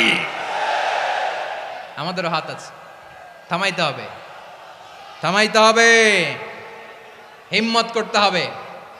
আমার প্রিয় ভাইয়েরা, না থামালে আমরাই ডুববো শেষমেশ। আমাদের বাঁচার জন্য হইলেও থামাইতে হবে। রব্বুল আলামিন বলেন ওয়াত্তাকু ফিতনাতাল লা তুসিবান্নাল্লাযীনা যালামু মিনকুম খাসসা। ও আমার গোলামেরা, ওই আযাবকে ভয় করো যে আযাব যখন আমি জমিনের বুকে পাঠাই শুধু জালেমদেরকেই মারি না, আলেমদেরকেও মারি। আযাব যখন আসে তখন শুধু জালিমই মরে না, আলেমও মরে। জানেন মুসা আলাইহিস সালামের পায়ে একবার একটা লাল পোকা কামড় দিয়েছে, লাল পিঁপড়া। লাল পিঁপড়া কামড় দিলে খুব আরাম লাগে না? কি লাগে? হ্যাঁ, জলে না? লাল একটা পিঁপড়া কামড় দিছে, তো উনি রেগে মেগে পাশি দেখে লাল পিঁপড়ার বাসা, পা দিয়ে ডলে মুছে সবগুলো পিঁপড়া মেরে ফেলছে। এই ঘটনাটা আল্লাহ ঘটিয়েছেন এজন্য মুসা আলাইহিস সালাম ছিলেন কালিমুল্লাহ, সরাসরি আল্লাহর সাথে কথা বলতেন। তিনি আল্লাহকে জিজ্ঞেস করেছিলেন, আল্লাহ তুমি যখন কোনো জনপদে আযাব পাঠাও, শাস্তি দাও, ওখানকার শুধু জালেমরাই তো মরে না, ভালো মানুষগুলাও মরে, তো আযাব দিবা মুশরিকদের উপর দিবা, অবাধ্যদের উপর দিবা, ভালো মানুষগুলারে মারো কেন? আল্লাহ বললেন, মুসা তোমার যে কামড় দিছিল পায়ের মধ্যে পিঁপড়া, কয়টা পিঁপড়া? জোরে বলেন। একটা পিঁপড়া, তো সবগুলারে মারলা কেন? রেগে মেগে পুরো পিঁপড়ার বাসা ভেঙে ম্যাসাকার করলা কেন? এই মুসা, আমি যখন অ্যাকশনে যাই, আমি যখন শাস্তি দেই, তখন এত বাস বিচার করা হয় না, বাস বিচার করা যায় না। যখন অ্যাকশনে যাওয়া হয় ওইটা ডাইরেক্ট অ্যাকশন হয়ে যায়। চিল্লায় বলো ঠিক কি না? এজন্য আমাদের বাঁচার জন্য হলেও এই পাপ থামাতে হবে, এই শয়তানের অট্টহাসি থামাতে হবে, অন্যায় অপরাধ সমাজ থেকে আমাদের থামাতে হবে। কারণ আযাব আসলে ওরাও মরবে, আমরাও মরব। একটা জাহাজ 2 তলা, আপনি আছেন 2য় তলায়, শুনতেছেন? শুনতেছেন? জাহাজ কয় তলা? আপনি কোন তলায়? 2য় তলায়। নিচের তলার কিছু লোক জাহাজের তলা ছিদ্র করতে আরম্ভ করছে। কি ছিদ্র করতেছে? আচ্ছা, জাহাজের তলা ছিদ্র করলে তলা দিয়ে কি ঢুকে? এখন আপনি যদি বলেন আমার কি, আমি তো 2 তলায়, আমার কি, আমি তো সেফ, আমি ইন দ্য সেফ জোন, আমি তো ভালো আছি, আমি তো ভালো আছি, ওরা ছিদ্র করে ওরা মরবে। আসলে কি শুধু ওরা মরবে? নাকি তলা ফুটো হলে ভিতরে পানি ঢুকলে আপনারও সলিল সমাধি হবে? তলা দিয়ে যখন পানি ঢুকবে, জাহাজ ঢুকলে আপনিও মরবেন। এজন্য নিজে মরার আগে ওই পাগলগুলার নিচতলায় যে থামাতে হবে। চিল্লায় বলেন ঠিক কি না? এজন্য আল্লাহ বললেন মুনকার প্রতিরোধের দায়িত্ব সমাজের টপ টু বটম সবার। পুরো আম্মার দায়িত্ব, সরকার প্রধানের দায়িত্ব, প্রতিটি ফ্যামিলির প্রধান বাবার দায়িত্ব। বিশ্বনবী বললেন প্রতিটি সচেতন মুসলিমের দায়িত্ব। এজন্য মুনকার প্রতিরোধ করার দরকার আছে না নাই? সমাজে এই যে ইফটিজিং হয়, আপনার বোনের বয়সী একটা মেয়েকে কিছু বকাটে টিটকারি করে, এই বলে সেই বলে, নোংরা কথা বলে, রাস্তায় দেখেও আপনি পাশ দিয়ে না দেখার মতো চলে যান কেন? আপনি দাঁড়ান না কেন? আপনি দাঁড়ালেই তো থেমে যাবে। কারণ সত্যের যে শক্তি, তার সামনে মিথ্যা মুখ থুবড়ে পড়ে। আপনার সামনে ও কিছুই না, নাথিং। আপনি দাঁড়ান, ওকে প্রশ্ন করেন যে আমার বোনকে তুমি ডিস্টার্ব করো কেন? আপনাকে দেখে আরো 5 জন দাঁড়াবে। পাঁচজনকে দেখে আরো 10 জন দাঁড়াবে। আমাদের নীরবতা আর আমাদের নিশ্চুপ থাকাই জালিমদেরকে আরো শক্তিশালী জালিম বানিয়েছে। এজন্য মুনকার প্রতিরোধের দায়িত্ব আমাদের সবার। টেন্ডারবাজি, চাঁদাবাজি, দুর্নীতি, অপরাধ, দখলদারিত্ব, মজুদদারি, এগুলো সব কিছু একসাথে প্রতিরোধ করতে হবে, ঠিক কিনা বলেন? একটা মানবিক সমাজ যদি চাই, প্রতিরোধ করতে হবে। প্রিয় ভাইয়েরা, আল্লাহর শপথ নিয়ে বলি, এই নাসিহাতগুলো সবার জন্য, সব দলের জন্য, সব মতের মানুষের জন্য। আমরা কোনো দলের প্রতি মানুষকে ডাকি না, আমরা ডাকি ইসলামের দিকে। সব দলের, সব মতের, সব মানুষদেরকে আমরা আহ্বান জানাই, আসুন আমরা একটা সুন্দর সমাজ বিনির্মাণ করি। এই যে নতুন বাংলাদেশের এক সুযোগ এসেছে, আর জীবনে হয়তো আসবে না, সামনের 100 বছরে এই সময় আসবে না।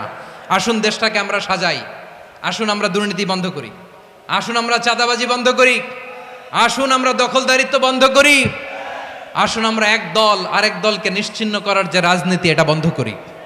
সব দলের প্রতি আমার আহ্বান। আমি কিছুদিন আগে একটা নিউজ দেখলাম, ওই যে লন্ডনে বসে জনাব তারেক রহমান সাহেবকে আমি ধন্যবাদ দিতে চাই।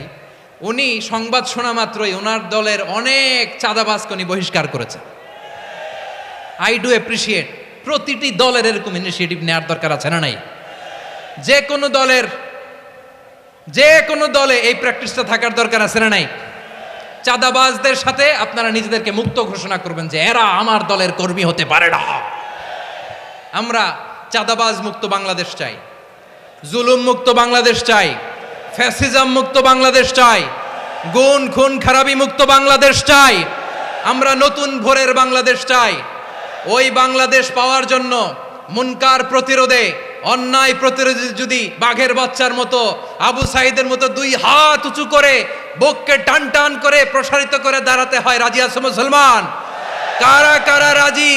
আল্লাহকে হাত দেখিয়ে প্রতিজ্ঞা করো।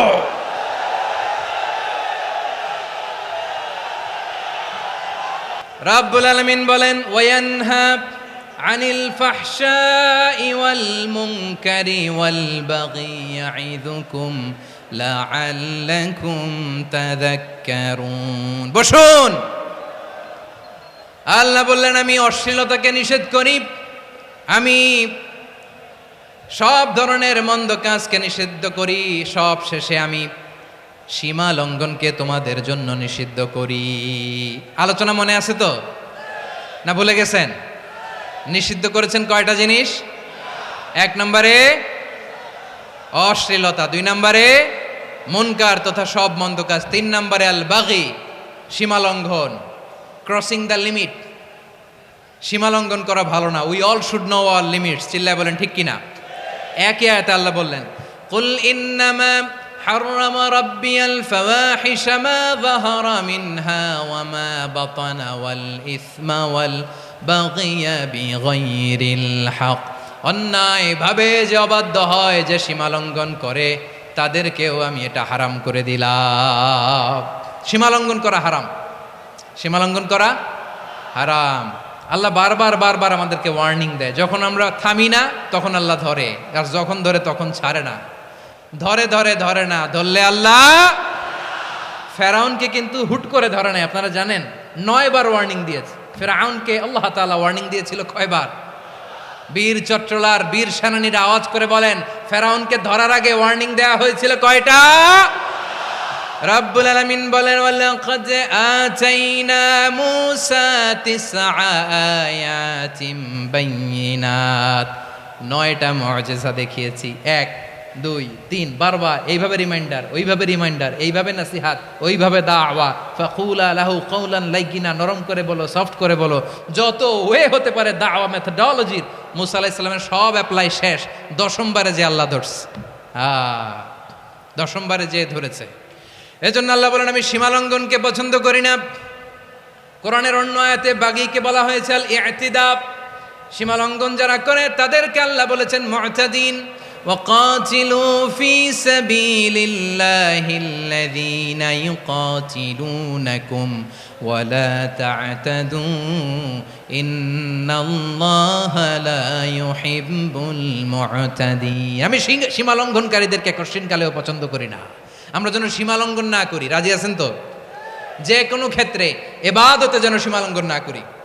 অনেকে আমরা ইবাদতে সীমালঙ্ঘন করে ফেলি। বিশ্বনবী সাল্লাল্লাহু আলাইহি ওয়াসাল্লাম যেটা শিখিয়েছেন এর বাইরে যে অতিরিক্ত বুজুর্গ হতে চায় এরকম আছে না নাই? করা যাবে না, কোনো ক্ষেত্রেই সীমালঙ্ঘন করা যাবে, এমনকি যুদ্ধক্ষেত্রেও না। বিশ্বনবী সাল্লাল্লাহু আলাইহি ওয়াসাল্লাম বলেন খবরদার যুদ্ধক্ষেত্রেও সীমালঙ্ঘন করো না।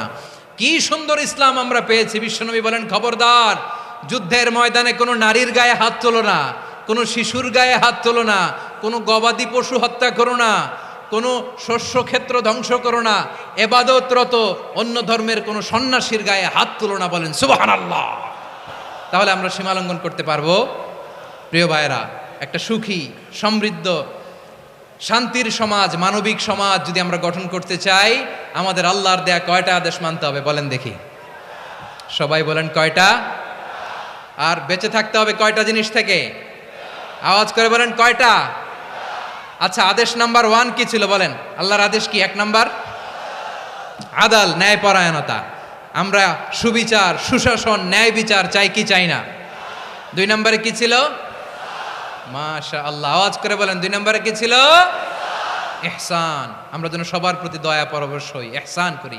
3 নম্বরে কি ছিল? নিকটাত্মীয়দের দান করা, তাদের অধিকার প্রাপ্য বুঝিয়ে দেওয়া। পাশাপাশি 3টা জিনিস থেকে আল্লাহ বারণ করেছেন, নিষেধ করেছেন। তার প্রথমটা ফাহশা, অশ্লীলতা। অশ্লীলতার সাথে আমাদের কোনো সম্পর্ক। আজকের এই ঐতিহাসিক চট্টগ্রামের প্যারেড ময়দান থেকে আমরা যত ধরনের মা যাহারা মিনহা মা বাতান, প্রকাশ্য অপ্রকাশ্য, দৃশ্যমান অদৃশ্যমান, সব অশ্লীলতা থেকে নিজেদেরকে মুক্ত ঘোষণা করলাম। অশ্লীলতাকে আমরা না বলে দিলাম। আওয়াজ করে সবাই বলুন নো। অশ্লীলতার সাথে আমাদের কোনো সম্পর্ক। 2 নম্বর নিষেধাজ্ঞা কি ছিল? আল মুনকার, সমাজের যত মন্দ কাজ এগুলোকে আমরা প্রতিরোধ করব। রাজি আছেন তো সবাই? 3 নম্বরে আল বাগি, সীমালঙ্ঘন। কোন মুসলিম সীমালঙ্ঘন করে না, এমনকি যুদ্ধক্ষেত্রেও না। আওয়াজ করে বলেন ঠিক কি না? রাব্বুল আলামিন শেষে বললেন ইয়াইদুকুম লাআল্লাকুম তাযাক্কারুন, আল্লাহ তোমাদেরকে উপদেশ দেন যাতে তোমরা শিক্ষা গ্রহণ করো। আমরা উপদেশ দিব, আমরা জোর করে কাউরে কিছু মানাতে চাই না। লা ইকরাহা ফিদ্দিন ওয়া যাক্কির ফা ইন্না যিকরা তানফাউল মুমিনিন। উপদেশ দিলে এটা মুমিনদের কাজে দেয়।